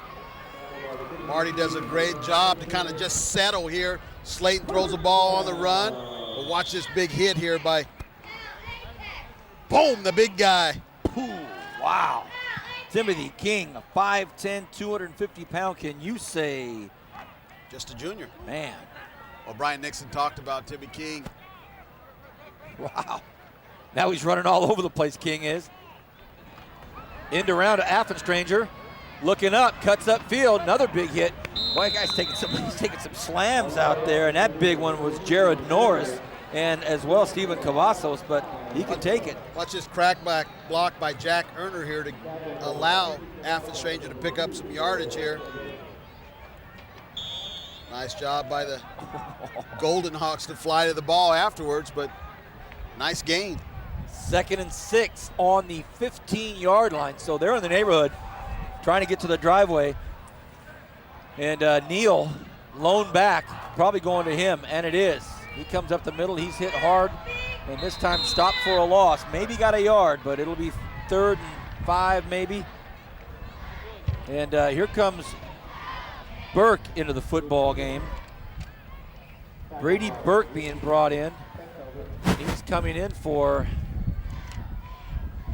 Nick Haynes, so only real substitution is on the line, Kevin. Haynes is a senior offensive lineman. I like this matchup out here. Patterson on Murphy. Murphy goes 5'7", 130 pounds. Let's see if the Patriots take advantage of it. They got them isolated out here. There it is. There's that matchup we talked about. And Patterson does a great job to pick up the first down. Well, it's going to be beyond the driveway, right up on the doorstep, Kevin. Take a look at this little boot play here. But a great job by our camera crew there to pick it up. That's a matchup I'll take all night, Brian. All night, 10, 13 more weeks. First and goal at the 4.5-yard line. Neal behind Slayton. They are knocking on the door. The pitch out to Neal. Neal cuts up. Neal, touchdown Patriots. He's in. Brian, you talked about it. Just keep coming at him, keep coming at him, keep coming at him. And it's early in the third quarter for the Centennial squad to have to deal with this. Well, Vance, there's nothing more demoralizing. You see right there, this little toss out to the left. He cuts it up, great vision. But again, you see, watch he gets that contact like Kevin said. He spins and keeps those legs churning. But nothing's more demoralizing in football when a team is just pounding the ball and running down your throat. It just really takes the life out of your defense. Well, the one pass play was a 25-yarder that almost put him in the end zone as well. Perfect snap, perfect hold, and it is a long boot in the wind. Look out! Almost kicked it on Coach Mills' baseball field there. Colton Smith. Wow. He's got a leg. 3-touchdown advantage right now for the Liberty Patriots. You're watching Bright House Network's high school football game of the week. It's a pleasure to have you with us every Friday night exclusively on Channel 21 at 10:30. With each week's game also available on demand. You can order it for free on Bakersfield On Demand, digital channel 300 each Sunday. We'd like to thank Premier Equipment Rentals for the pregame show and also for these great scissor lifts that get pulled out of the oil fields midday on Friday and brought here to the football fields. Bakersfield College Instant Replay. The Renegades playing tomorrow night up at home at Memorial Stadium. And the Barber Honda Player of the Game will be announced later this evening. Kevin Keys will do the honors. And here we see again Neal running in the end zone, Kevin. Student body left here. They give him the ball deep in the backfield and let him read everything. And that's a great job right there by the offensive line to give Chris Neal the cutback lane to score the touchdown. This year, our fans, you, the viewers, get to vote on the matchup that we televise each week. An overwhelming response of votes for this week. That young lady was one of them. She went to mybrighthouse.com, clicked on it, and voted for the Centennial Liberty game. Next Monday, this coming Monday, we will announce the winner or where we'll be going for next Friday's game. So let us see know how where far, we're going. excuse me, Vance, let's see how far Smith kicks this out of the end zone. Let's see if he can hit their tunnel here. All right. It's up, and it is not quite out of the deep in the end zone. 1st and 10 for the Centennial Golden Hawks. Refresh my memory. Have they touched the football yet this half? That was all Liberty, right? Well, this is it right here. Okay, that's what I thought. Their first possession. So Centennial with Cody Kessler at QB will come out with a young offense. Got some banged up receivers in Hallam, Clayton, Maxwell, and Wallace. They've shown a few signs of brilliance here, had a few setbacks, and let's see how they regroup after a meeting with Coach Nixon and the staff in the locker room. 1st and 10 Golden Hawks here in the second half. Kessler drops straight back. He's looking, he's hit, and he is thrown down out there by Trent Eskew. Eskew brought him down.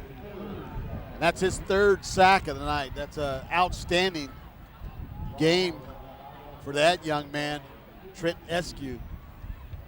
Younger brother of Jarrett Eskew, who is a pitcher for the Cal Poly baseball team, as we see Kessler take the sack by Trent Eskew. Tough night for Cody so far. Runners on each side of him. Maybe one of them will stay back and give him a little protection. He wants to go long, throw it to the wind.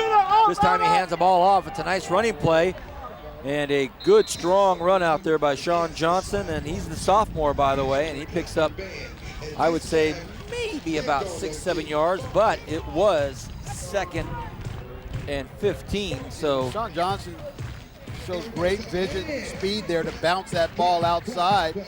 Nice little move there to avoid Cody Wong from his cornerback position. But Sean Johnson picks up some positive yards for the Golden Hawks. 3 Codys playing tonight. Popular name back in, I guess, 16, 17 years ago. Kessler, nice screen play, has some blocking. Oh boy, snuck right through there. Was number 19, Angelo Ornelas. Ornelas just had a whale of a football game so far. Oh, Ornelas has got a nose for the football as he sheds a block there. Comes in and grabs some cloth, wraps up, and he's making a strong case tonight. Kessler will punt into the wind. Not a bad punt, but he's going against the wind. It takes a nice bounce there for the Centennial squad, and it'll go almost down exactly to the 30-yard line. Let me announce the officials tonight, everybody, and couldn't come at a more apropos time. We have the referee wearing the white cap tonight, Baines Bank. The umpire, Jim Lippy. The line judge, Richard Kellenberger. The head lineman is Dennis Wren. Back judge is Matt Collier, and in the box is Ramon Valdez. Kevin? And this is a veteran crew of officials. You know you've got some old-timers out there when Collier is the youngest of the group. Kevin said old-timers, fellas. I said experienced. But a great group of guys. Kirk County Officials Association always does an outstanding job. And after this play, Kevin and I are going to make our pitch for the Kern County's Official Association, and Neil goes in motion, and it's going to go to Neil. He's been the workhorse tonight. He's got room. Oh, brought down again out there, and that tackle was made by Tyler Ramirez. So Neil with a big, big run. And as we see our Bakersfield College replay, Kevin, let it out. Well, Neil is showing that he wants to put his name in the hat for that Barbara Honda. Yeah, he does. Award at the end of the game, but Ramirez kept him from a TD. Kevin, talk very quickly about the Kern County's Official Association. Big article in the newspaper 2 days ago, or might have been yesterday. These are guys and ladies that devote a lot of their time to come out and get involved and help these youngsters fulfill their dreams of sports. And as we see Slayton roll to the right, has a man open, decides to come in low to Patterson. Patterson takes a big hit, fumbles the ball out of bounds, but that'll be a first down. Why don't you talk a little about these officials? Well, you can't say enough about these guys, Vance. They come out day in and day out as we see Dylan Slayton roll to the right and hit Patterson, who's putting his name in the basket as well for that Barbara Honda Award. But these Kern County officials, day in and day out, it's a thankless job, but they do what needs to be done so these young people can come out and enjoy the sport. Again, referee Baines Bank, umpire Jim Lippy, line judge Rich Kellenberger, head linesman Dennis Wren, the back judge is Matt Collier, and the box is Ramon Valdez. Hey, fellas, thank you so much, and let's get out and support these people. Sign up to be an official. Neal takes a stretched out handoff from Slayton. He was about 1.5 feet away from him, and Slayton had to stretch that arm out, and that ball was exposed for a split second, as we see here. Well, Brian talked about Chris Neal's ability to keep his legs driving. As you see his knees just pump up there. Nice job there by the Golden Hawks, come up and make the tackle, but inside tough running by Chris Neal. Centennial Golden Hawks back on their heels now. Here come the Patriots. They're trying to get into the neighborhood. They're up the street at about the 26-yard line, 2nd and 4. Slayton wants to go to the air, and he does. This time it's pitched out there to Dylan Meadows. Meadows tough to bring down. 4-5 Golden Hawks trying to bring him down out there. And now the Centennial defensive back starting to get a little frustrated. Well, you mentioned earlier Dylan Meadows. Brian doesn't make a lot of mistakes from his quarterback position. Puts the ball right on the money. He's keeping them in the game. 1st and 10. Liberty starting to take foot here and really make some things happen. Neal right next to Slayton. 3 receivers tucked in kind of tight there on the right side of the line. Going to be the option. Nice play. Neal hit hard. Going to be wrapped up and thrown for a loss. A nice job of tackling out there by Jared Norris. Norris, 6'2", 200-pound. Can you say sophomore? Wow. Look at this hit. Wow. Morris saying, I got you, senior. I'll lay you down. Jared Norris, just a sophomore. He's filling the shoes from some pretty good linebackers that graduated last year. You got Jacob Cross, who's up now playing for the Renegades, and Xander Fabry, who went on to play for the University of Arizona. The Z-Man. Centennial. Fumble! Oh, man. Oh, wow. Well, I guess that's the idea. Throw him off guard, bobble it, and then chuck another touchdown. Well, that's the second time we've seen Dylan Slayton kind of fumble the ball in the backfield, but remain calm and cool. Just kind of got the ball back, kept his eyes downfield, and found Ryan Patterson for the score. Touchdown Liberty, 27-0 right now. So Freedom Bowl 5 shaping up to be all about Liberty tonight.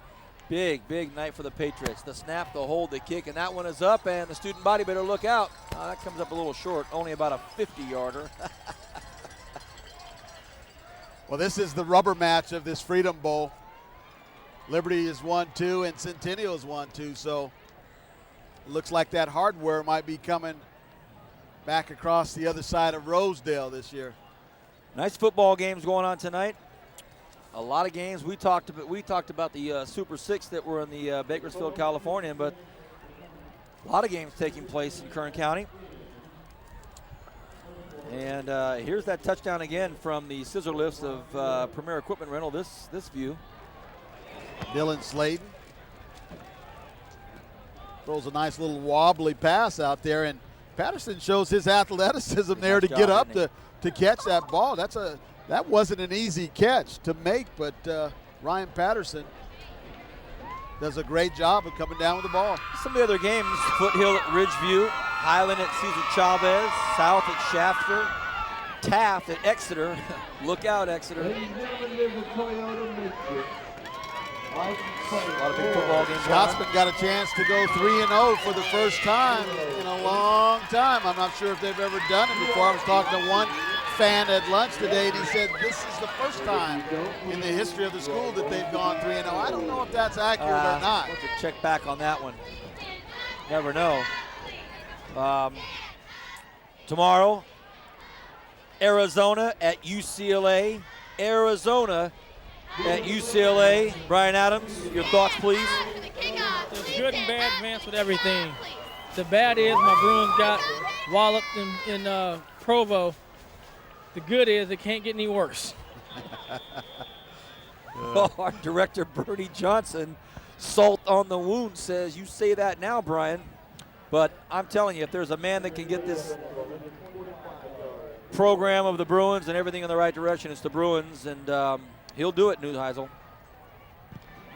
This could be a field goal. And again, it goes deep, so Centennial will have another opportunity to see if they can get the machine going here. Fresno State will go to Toledo. Doggone it, those Bulldogs. They had the opportunity last week against the Badgers, and the Badgers, those guys, I believe they got away with one.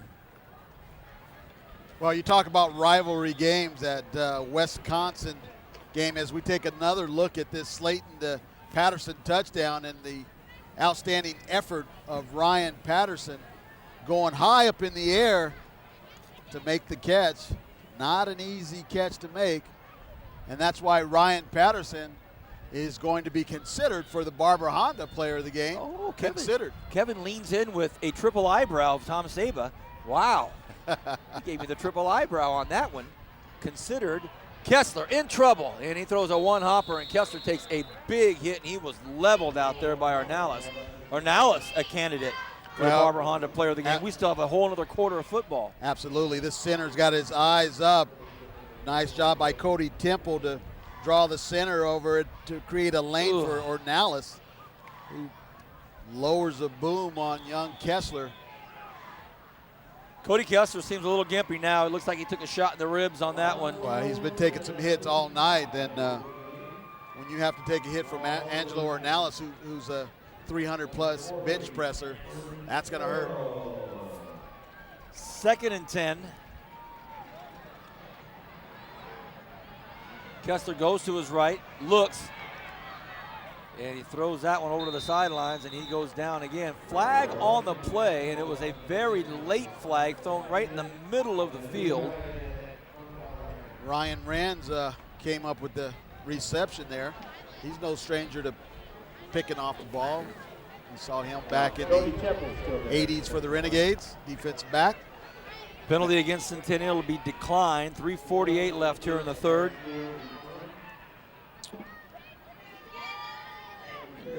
New look of the helmets there, Kevin, this year, and it's dawns their football program. Last year they didn't have the look that was very much like the New England Patriots. Well, there's no telling with the Patriots. They come up with a new look just about every other game. 3rd and 10.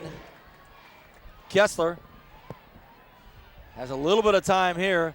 He's looking to throw long, throws across the body. Nice play out there. Can they pick up the first down? It's going to be a little bit shy. And it was caught out there. What I like about Kessler is we take a look at him. He drops back in his pocket, nuts in there. He works the Elway drill, cuts the ball back, still keeps his eyes upfield, and makes the completion. Anderson not able to get to the first down marker, and everybody coming after this punt. Kessler gets it up. It's a knuckleballer, and it's going to take a knuckleball bounce. And it'll stop at about the 43, 42-yard line. 1st and 10 for the Liberty Patriots. Don't forget, everybody, you get to vote and let Brian and Kevin and I know where we're going next week. Our viewers, our fans, vote every week by going to mybrighthouse.com and announcing where we'll go this week. Big votes for this Freedom Bowl. Where are we going next week? We don't know. By the way, if you missed one of our Friday night telecasts, you can catch it on high school football game of the week matchups on Bakersfield On Demand, channel 300 anytime. And don't forget, Bakersfield On Demand, including you on demand, where you're the star. Send us your videos. Go to mybrighthouse.com for more information. 1st and 10 for the Patriots. New quarterback behind center for the Liberty Patriots. And Kevin, to me, it looks like Zach McCarthy. Zach McCarthy, the nephew of the congressman, is the quarterback. And at running back, my cousin, Nick Shannon. Whoa, wow. Nick Shannon, just a junior. Outstanding runner last year on the JV squad, ran for over 1,000 yards. Politics and family. Everything right here on Bright House Networks. Gotta love it.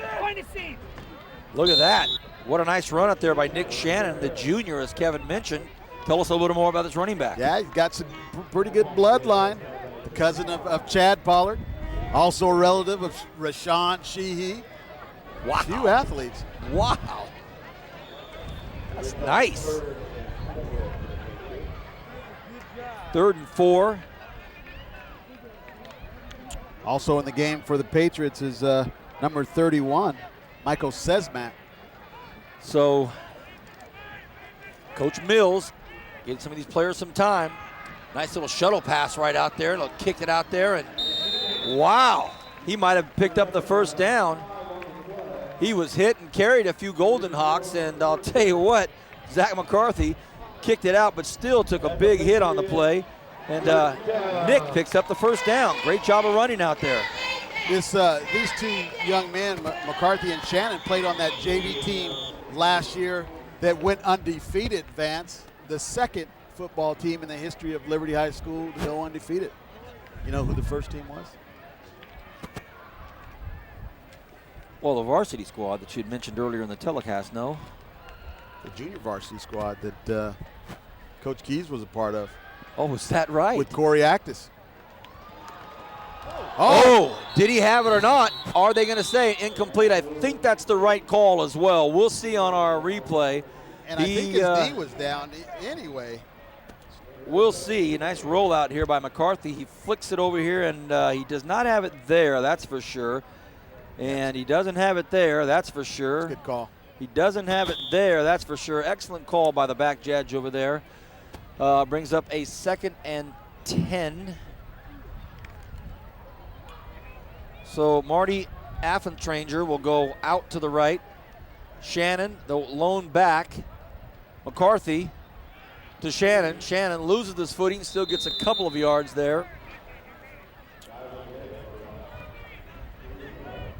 The congressman, did he ever play football at BHS? I don't know if he played our driller on the field, Brian Adams. I'm not even going to press him on that one to know if Congressman McCarthy played football. But with such a gauntlet of names that the drillers will throw out at you, does it really matter? 3rd and 7. Shannon, lone back next to McCarthy. Affentranger off to the right side. McCarthy looks at, gets down on it, and says, all right, couldn't grab it.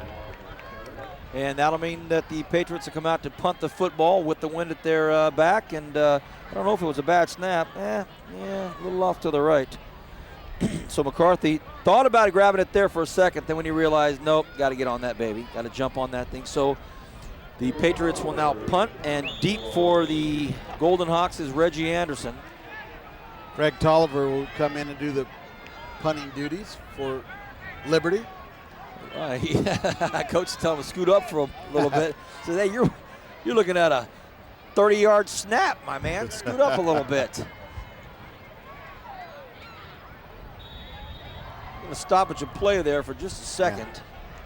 Had to bring in the extra long snapper for that one. Well, Coach Mills called a timeout. No, sorry, into the 4th. I'm lost. Back in a moment. College football lives here, and because every game counts, you need the ESPN Game Plan pay-per-view package with key matchups and rivalries from major conferences. You'll get up to 12 out-of-market games every Saturday.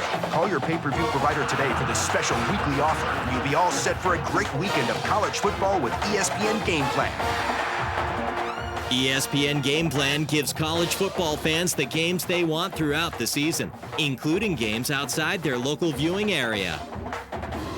Get rid of your old gas guzzler and buy used at the Barber Honda's Used Car Super Center. With over 200 cars, you'll get superstar treatment and state-of-the-art service at the new Barber Honda Service Center. It's the absolute best in Kern County. Find a pre-owned, fuel-efficient car that's just right for you. And Barber Honda has the largest selection of certified pre-owned Hondas. Don't wait until gas is over $6 a gallon. Start saving gas and money now at the Barber Honda Used Car Super Center, 4625 Wyville Road at the entrance to the Bakersfield Auto Mall.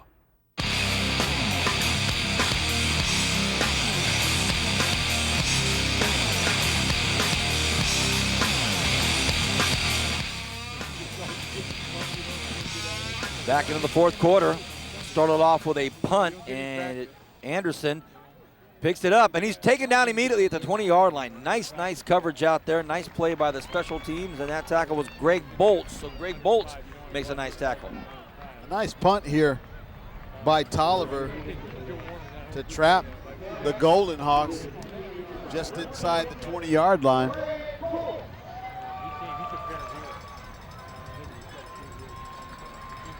All right, 1st and 10 for Centennial. They trail by 4 touchdowns. They're getting shut out tonight, 28-0. I'm Vance Palm, joined up here by Kevin Keys, and Brian Adams down on the field as always. And it's been a pleasure having you with us for these first 3 quarters. We have a full one left. Kessler to the right. Kessler rifles this one out, and it's caught out there by Bo Williamson. Nice first down out there for Bo. You know, looking at Cody Kessler's arm, I had a chance to toss the football around with him last year in the parking lot at Bakersfield College last year during the game. He and a couple other of his buddies, and I had the pigskin around. I said, I can toss that deal, give it to me. So we started throwing. I kept stretching him out. I'd get about 45, 50 yards, and he just throw it right back to me. Flink, flink, flink. I said, man, this guy's something else. I had no idea who he was. I asked him his name. He goes, Cody Kessler. I said, oh, man, I know your dad and mom. No wonder. Coming from great stock right there. He does come from good stock. His dad, Don Kessler, longtime coach here in the area, well-respected football mind. Mom, Christy Kessler, working over at Frontier now. She was a heck of an athlete. So Cody comes from good blood.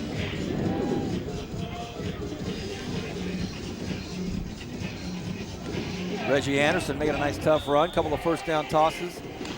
Now it's 2nd and 10.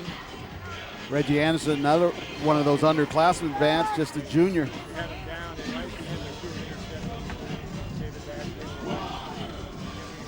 Still on his feet, looking for a little bit. Cody Kessler tries to block a little bit, and now it's just all Liberty. Look out. Rain Cravens, another tackle for a loss. And he's been all over the ball carriers tonight as we take a look at this again on the BC Instant Replay. Running back does a nice job. Sean Johnson does a nice job to keep it going, but just can't pick up one more block that he needed to turn the corner there. He's going to end up losing some yards on the play. Now it's 3rd and 18. Well, one thing about it, he's going to keep doing the, he's going to get the reps. He's going to stay in there. Going to work him. Kessler trying to get free. Finally does, and it's nice caught out there. Nice catch out there. Well, I don't know really what I'm trying to say, but I'll try to get it out.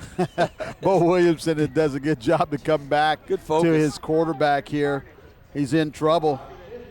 But Kessler, nice job avoiding the sack there to gain some positive yards, but it's going to bring up 4th down. And the punter gets the ball up, and it's a low liner to be fielded by number 4, Dylan Meadows, still on his feet. A lot of hitting going on out there. Eskew. Ball's going to be spotted at about the 37, 38 yard line as we watch Dylan Meadows here. Nice little block there by Jared Eskew. He laid out Ramirez. There's been a few big hits tonight. Special teams, keep your head on a swivel, because you never know. Week 3 next week, we don't know where we're going. You have to vote and let us know. Nice matchups next week, you let us know.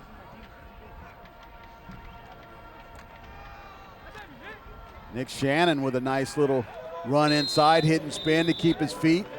Gains about 6 yards on the play. Well, 7 yards would bring up 2nd and 3. Nice little inside run. Both Neal and Shannon run the ball well in between the tackles as he fights for extra yards there.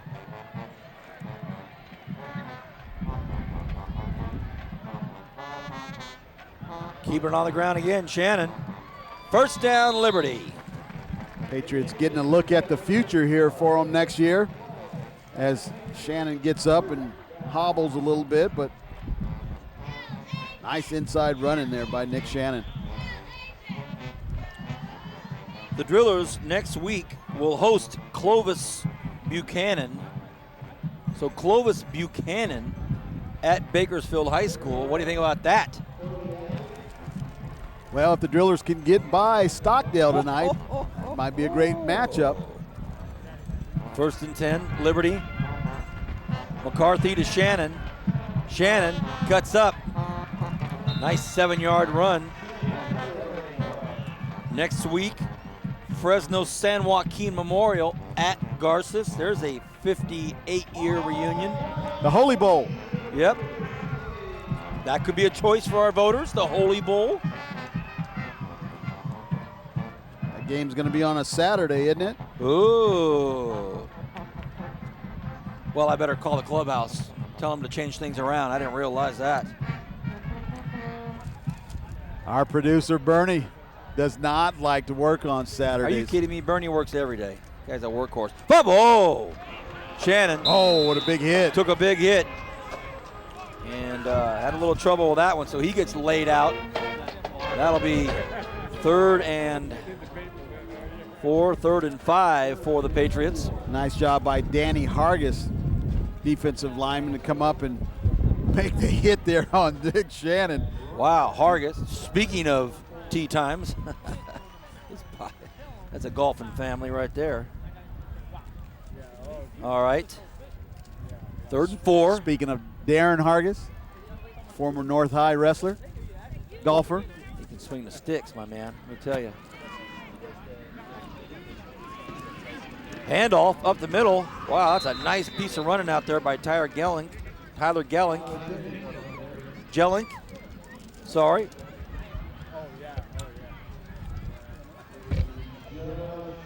Frontier next week, all the way. Frontier hosting Exeter. Frontier hosting Exeter. So you Frontier fans, if that's the game you want, get online. North has a bye. Ridgeview Patriots are going to go for it on 4th down here. Why not? 4th and 1. Nice job of running by Gelnick. Shows his quickness there. Tyler Gelnick, 5'8", 160-pound junior, showing his quickness here as he takes the ball to the left side there. Nice job of running by that young man, and it's a 1st down. Stockdale hosting Clovis next week. So Clovis at Stockdale. South hosting Arvin. There's your options. Take a look.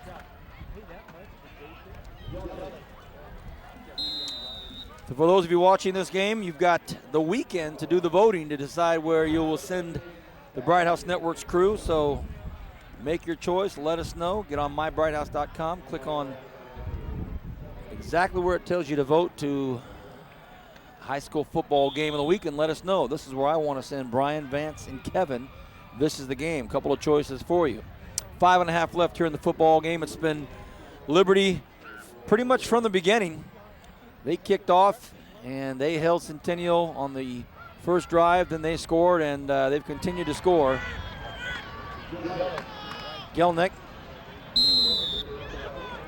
And he is brought down, and I don't know if it's Gelnick or Gellink.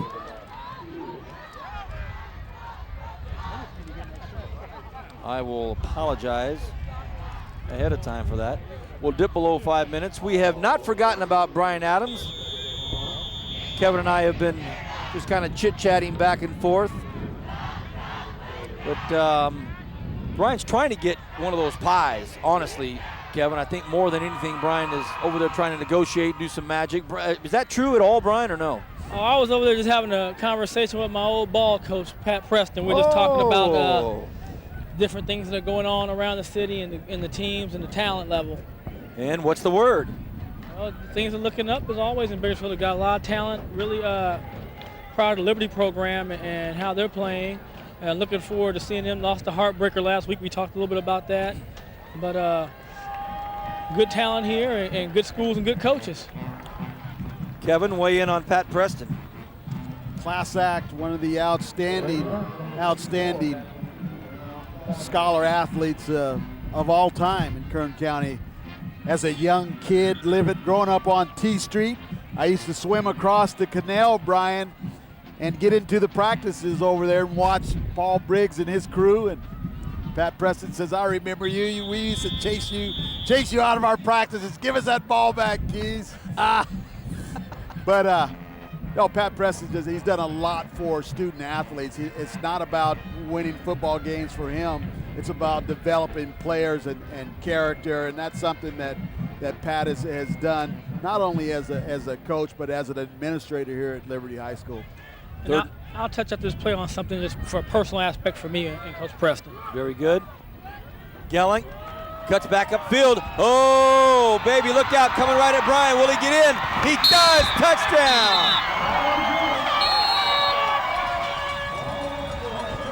That was a nice piece of running right there. And here it is on the BC Instant Replay. Does a great job, almost fumbles there, switches the ball to the outside, but look at the speed that he shows to outrun everybody into the end zone. And I thought for a second he was gonna have to make a dive for it. No dice, he just ran right at it. And that was some very good, strong, and fast running. Goodness gracious. Can you say junior? We can say a lot of things, but I better learn how to pronounce his name correctly. Tyler Gellink. And now Erner to come in and make it a 35-0 football game. The snap, the hold, the kick, and it's a nice pitching wedge right through the middle. Wow. Well, Brian, I'd sure like to hear your thoughts on Pat Preston personally. You know, one of the things that I'm always thankful for is that he was never afraid to push his players on colleges. You know, one of the things that I've heard throughout since I've been back and doing this is that some coaches don't like to say a kid can play at this level because they're afraid of the repercussions if the kid doesn't pan out. But one thing that he did is he came in and he pumped kids from the first year, whether it was MacArthur Anderson, Anthony McClanahan, Derek Stevens, Brian Adams, Jason Oliver, Chad Provençal, whoever. He pushed us out on these college coaches and said, hey, take a look at these guys. And one of the things that I tell young people is you never know who a scout's coming to see, and you got to take advantage of those opportunities. And fortunately for us, he also put us against the top competition that was near in our area. We played Antelope Valleys, and we played Canyon Country when they were on the top of their games. So we got exposure that a lot of kids don't get to get you see a lot of times anymore. And so he was very instrumental in my career and helping me be the player that I was. And also, he was able to give a foundation for us. One thing about him, he was very structured on our practices and what he demanded of us as people. And so that rubbed off on me, and it's reinforced a lot what my parents taught me, so it's good to go and get that. You know, as now being a 35-year-old adult, I'm very thankful for those things that he did for me and my teammates. Brian, thank you for those words about Coach Preston. You know, Kevin, one of the things about doing high school football game of the week that I love is really kind of the opportunities that we get in between the plays and the timeouts and things to talk about this community. I grew up in Arvin, as everybody knows. You grew up on the east side. Brian grew up being a BHS driller. This is a very special community, as we know, not just in sports, but in music and in the classroom and the community endeavors that we all get into. And it's people like Pat Preston, people like Gary Saddam that I had as a basketball coach, and your Highland coaches that have kind of groomed all of us here in the city and the county. We love it. Anderson tied up, can't get free, and he's brought down at the 15-yard line, and Centennial will take over with 4:19 left here in the fourth quarter, and kicking into the wind. That ball is really doing some squirrely things up there, and he had it for a second, and that thing is difficult. Good thing it's still only September and it's not November, and it's windy and rainy. So here we go. Let's see if the Golden Hawks can get into the end zone. Well, let's see if the Golden Hawks can get a drive going here and erase that goose egg up there. Kessler hands the ball off. A nice nifty bit of running right there. Look at this. Sean Johnson gets out of bounds, stops the clock, so give him an opportunity to move the football halfway down the field. Nice job. Nice little cutback here by Johnson. See some room around the left side. Shows some speed to turn the corner against the second defense of Liberty High School. Nonetheless, an outstanding run. You've talked about it, sophomore to sophomore. A lot of great things to come for this Centennial squad. A lot of young talent. Nixon's going to be in real good shape in the next couple years. Javon Jackson in the slot. They keep it on the ground. He really has great awareness of where he is on the football field, and that brings up another first down. Nice job. You see Tyler Gelnick come up on the defensive side now to make a tackle. But again, Sean Johnson with another fine run. All right, everybody, it's time for Brian and Kevin and myself and our director, Bernie Johnson, to start thinking out loud about the Barber Honda Player of the Game Award. And there's a lot of candidates to choose from tonight on a 1st and 10 for the Golden Hawks.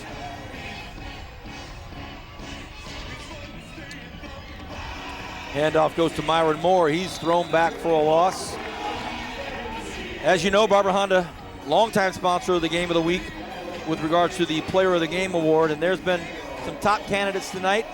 Let's start off with you, Kevin.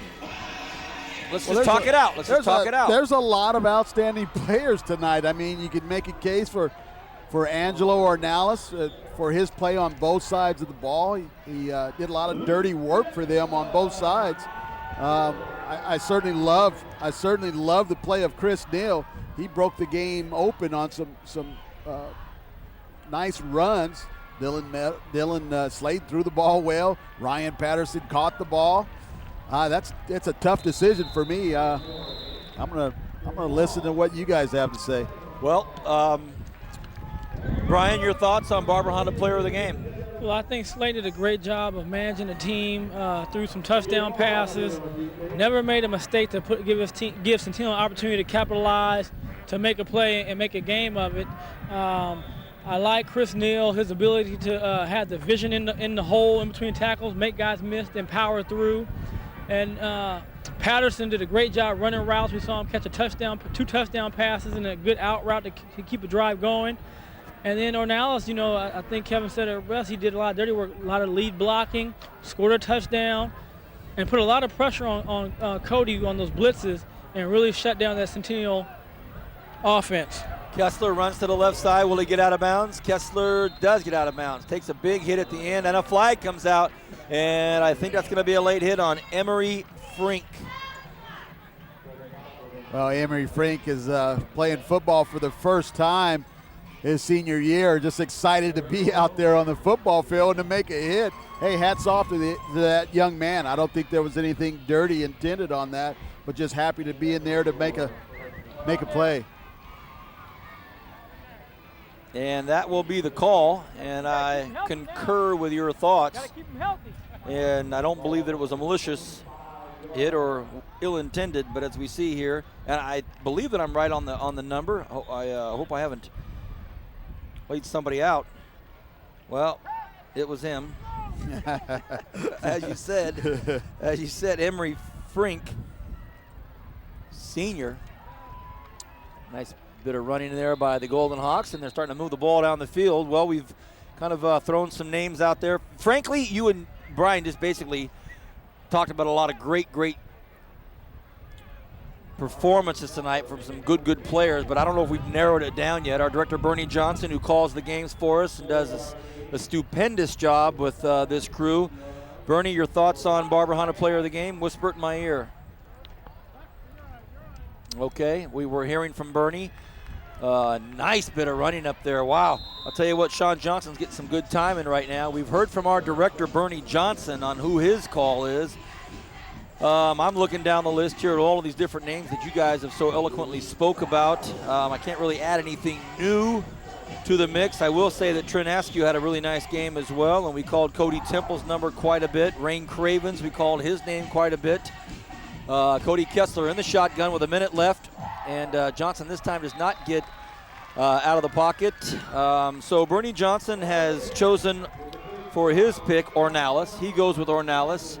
I'll tell you what, I'll leave you two experts to kind of finalize things. I will make my decision now. I will tell you that I agree with Brian Adams on all of his main points about Dylan Slayton running this offense and how he really truly guided this team down the field with Coach Van Horn's offensive calls. Obviously, he has enough confidence in Slayton that, hey, when we're going to throw, we have no worries that you're going to make the right play. Brian made a great point. Just no major mistakes or any mistakes, actually. So my choice, personally, will be Slayton.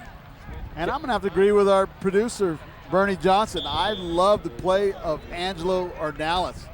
Got it done where he needed to. A lot of the big plays that you saw happen tonight in the running game came because of him, and he just kept Cody Kessler on the run all night. Will the Golden Hawks get in the end zone? I'll stay with you on that one, so Ornelas. Barbara Honda, player of the game, is going to be Angelo Ornelas. What a fine football game. The Freedom Bowl is over, 35-0. They defeat Centennial. The Barbara Honda player of the game will be Angelo Ornelas. We will scoop him up. Kevin Keys will make that presentation in a few moments. You have to vote. Let us know where we're going next week. It's up to you. Over the weekend, you've got to vote on mybrighthouse.com. For Kevin Keys up here and Brian Adams down there, I'm Vance Palm. Thanks for being with us. Hope you had a great summer. See you next Friday night.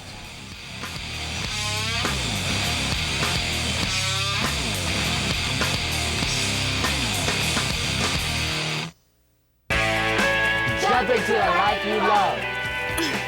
Jump into geology. Jump into culinary arts. Jump into a life you love. Jump into a life you love. Jump into music. With an amazing low cost per credit. Jump into a life you love. And financial aid. Jump into acting. Bakersfield College is more affordable than ever. Jump into a life you love. Jump into college. Your life's waiting, so jump. Bright House Networks is Kern County's local sports leader. Only on Bright House Networks Bakersfield. You'll see Bakersfield Condors ECHL professional hockey, Bakersfield Jam NBA D-League Basketball. Cal State Bakersfield NC2A Division I Basketball. 3 chances to watch it live on Channel 21 as it happens. Replay the next night or anytime on Bakersfield On Demand. Digital Channel 300. Get rid of your old gas guzzler and buy used at the Barber Honda's Used Car Super Center. With over 200 cars, you'll get Superstar treatment and state-of-the-art service at the new Barber Honda Service Center. It's the absolute best in Kern County. Find a pre-owned, fuel-efficient car that's just right for you. And Barber Honda has the largest selection of certified pre-owned Hondas. Don't wait until gas is over $6 a gallon. Start saving gas and money now at the Barber Honda Used Car Super Center, 4625 Weibel Road at the entrance to the Bakersfield Auto Mall.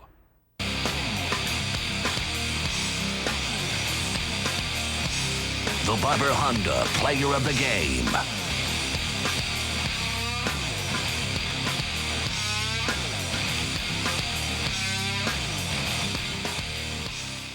Welcome to the Barber Honda postgame show. I'm here with the Barber Honda Player of the Game, Angelo Ornelas, and Tom Croft from Barber Honda to present the Player of the Game award. Angelo, outstanding job tonight. You guys won this game 35-0. Tell us about your play tonight against Centennial. Well, the team was pumped. We were pumped coming into this. We were pumped at practice, just getting ready. We wanted to just give these guys a run and see we wanted that trophy back, We wanted that trophy back. That was, it's just a neighborhood thing, huh? Absolutely. That trophy that he's talking about is the Freedom Bowl trophy that was at Centennial all of last year on the other side of Rosedale Highway, but now it comes back. What does it feel like to get the trophy back? It feels great. Finally got it back at home where it belongs. Angelo did a great job tonight blocking for Chris Neal, who had a fantastic game, and also put a lot of pressure on the young quarterback of Centennial, Cody Kessler. An outstanding job. He did a lot of dirty work tonight, and that's why Tom Croft is going to present him with the Barber Honda Player of the Game. Tom? Well, first I had a coach a long time ago who used to say just be in the right place at the right time. Don't try to make the great play all the time. If you're just in the right place at the right time, you have a chance to make them. And you were in the right place most of the night, so you did a great job. We want to congratulate you on being the player of the game, and some awards from both Bright House and Barber Honda, so congratulations. So there it is, folks, 35-0 behind the outstanding play of Angelo Ornelas. And don't forget to vote. Log on to Bakersfield.mybrighthouse.com to name where we go next week. That's going to do it for Bernie Johnson, Vance Palm, and Brian Adams. I'm Kevin Keys. Good night, everybody. With cooking, cleaning, planning, and homework to do, when it's time for TV shows, you might not make it in time to watch. So let them wait for you.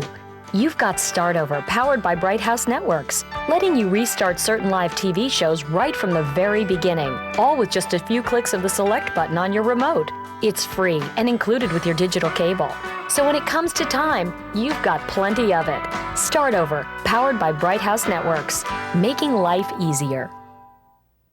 Send us your videos and be a star. Introducing You on Demand. Exclusively on Bright House Networks. Send us a video of your family, friends, or pets. Funny videos, short films you've made, or musical performances, and you could see yourself on demand. Go to Bakersfield.mybrighthouse.com for more information and click on the You on Demand logo for details. So send us your videos and be a star. You on Demand on Bakersfield On Demand Digital Channel 300. ESPN College Game Day. You ready? I'm ready. The #1 college football show. Expect the unexpected. I know you've done your homework on this. Absolutely. Every Saturday. It's always a fun place to be. Look at these beautiful people. This is heaven. Live from the nation's college football hotspots. These are the best college football fans in the nation. The guys, the predictions, and the headgear. Go Buckeyes! ESPN College Game Day, built by the Home Depot. Saturdays at 10 a.m. on ESPN and ESPN HD. Then log on at collegegameday.com. This has been an exclusive presentation of Bright House Networks.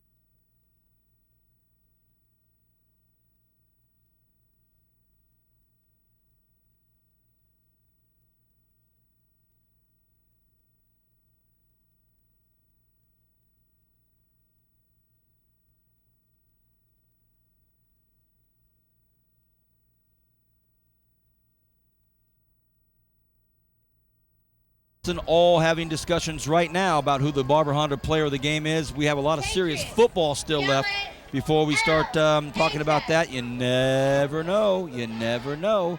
3rd and 6. 1:36 left in this football game. Number 1 team in the Valley rated coming in, Clovis West against the number 2 team. Sweeney's going to run it, or will he throw it? He's going to run it. Sweeney takes a big, big hit out there, and I think he might have picked up the first down as well. Oh, boy, if that happens, and he might have done it, he's very, very close. Doesn't look like they got it. Looked like he's going to be about a yard, maybe a half yard short as we look at it here. But watch Sweeney. Sweeney does a good thing. Notice he sees the sideline. He turns back upfield and gets it. Now, according to that mark, but that angle a little it's going to be close. They're marking it real close. I'd be very surprised if he didn't have it. Yeah, according to that shot. But where the marker was earlier, when it was stretched out, it looked like it was further. Another big hit by Matt Akers. Another big hit by Matt Akers. Well, we've got a couple of seconds here to discuss some possible Barber Honda players of the game. Very interesting choices tonight. Let's go down to the main man, Brian Adams. Well, I think obviously we're talking about a 9-0 scoreboard right now. You got to think about defense. The 2 guys in my mind that I would say are the linebackers. Defensive end for Akers, and then 49 for Brown for the Clovis West the Clovis West Eagles. Clock is rolling. 4th and inches for Clovis West. Liberty absolutely has to have a stop here. They go for the hard count, don't get anybody. Still don't get anybody. And they call a timeout. Brian Adams, give us your philosophy on calling that timeout. I mean, I know you can call a timeout. I just take the 5-yard delay. The worst comes to worst, you get a bad snap, you run around for a little bit, you take the safety. Pretty much textbook football. There's a lot of things you can do, but I wouldn't take the timeout. I just let the clock run out and take the delay. And they still have 2 more to burn if they need it. That's talking like an offensive guy right there. As a defensive guy, hey, we want to keep that goose egg up on that scoreboard. Don't give up no safety and take our goose egg away, man. Talk like a true receiver down there. I said if worst comes to worst. Yeah. Because you never know on a snap. You know, That's anything true. can happen. It's a humid night. The sweat, ball can slip. That's just the worst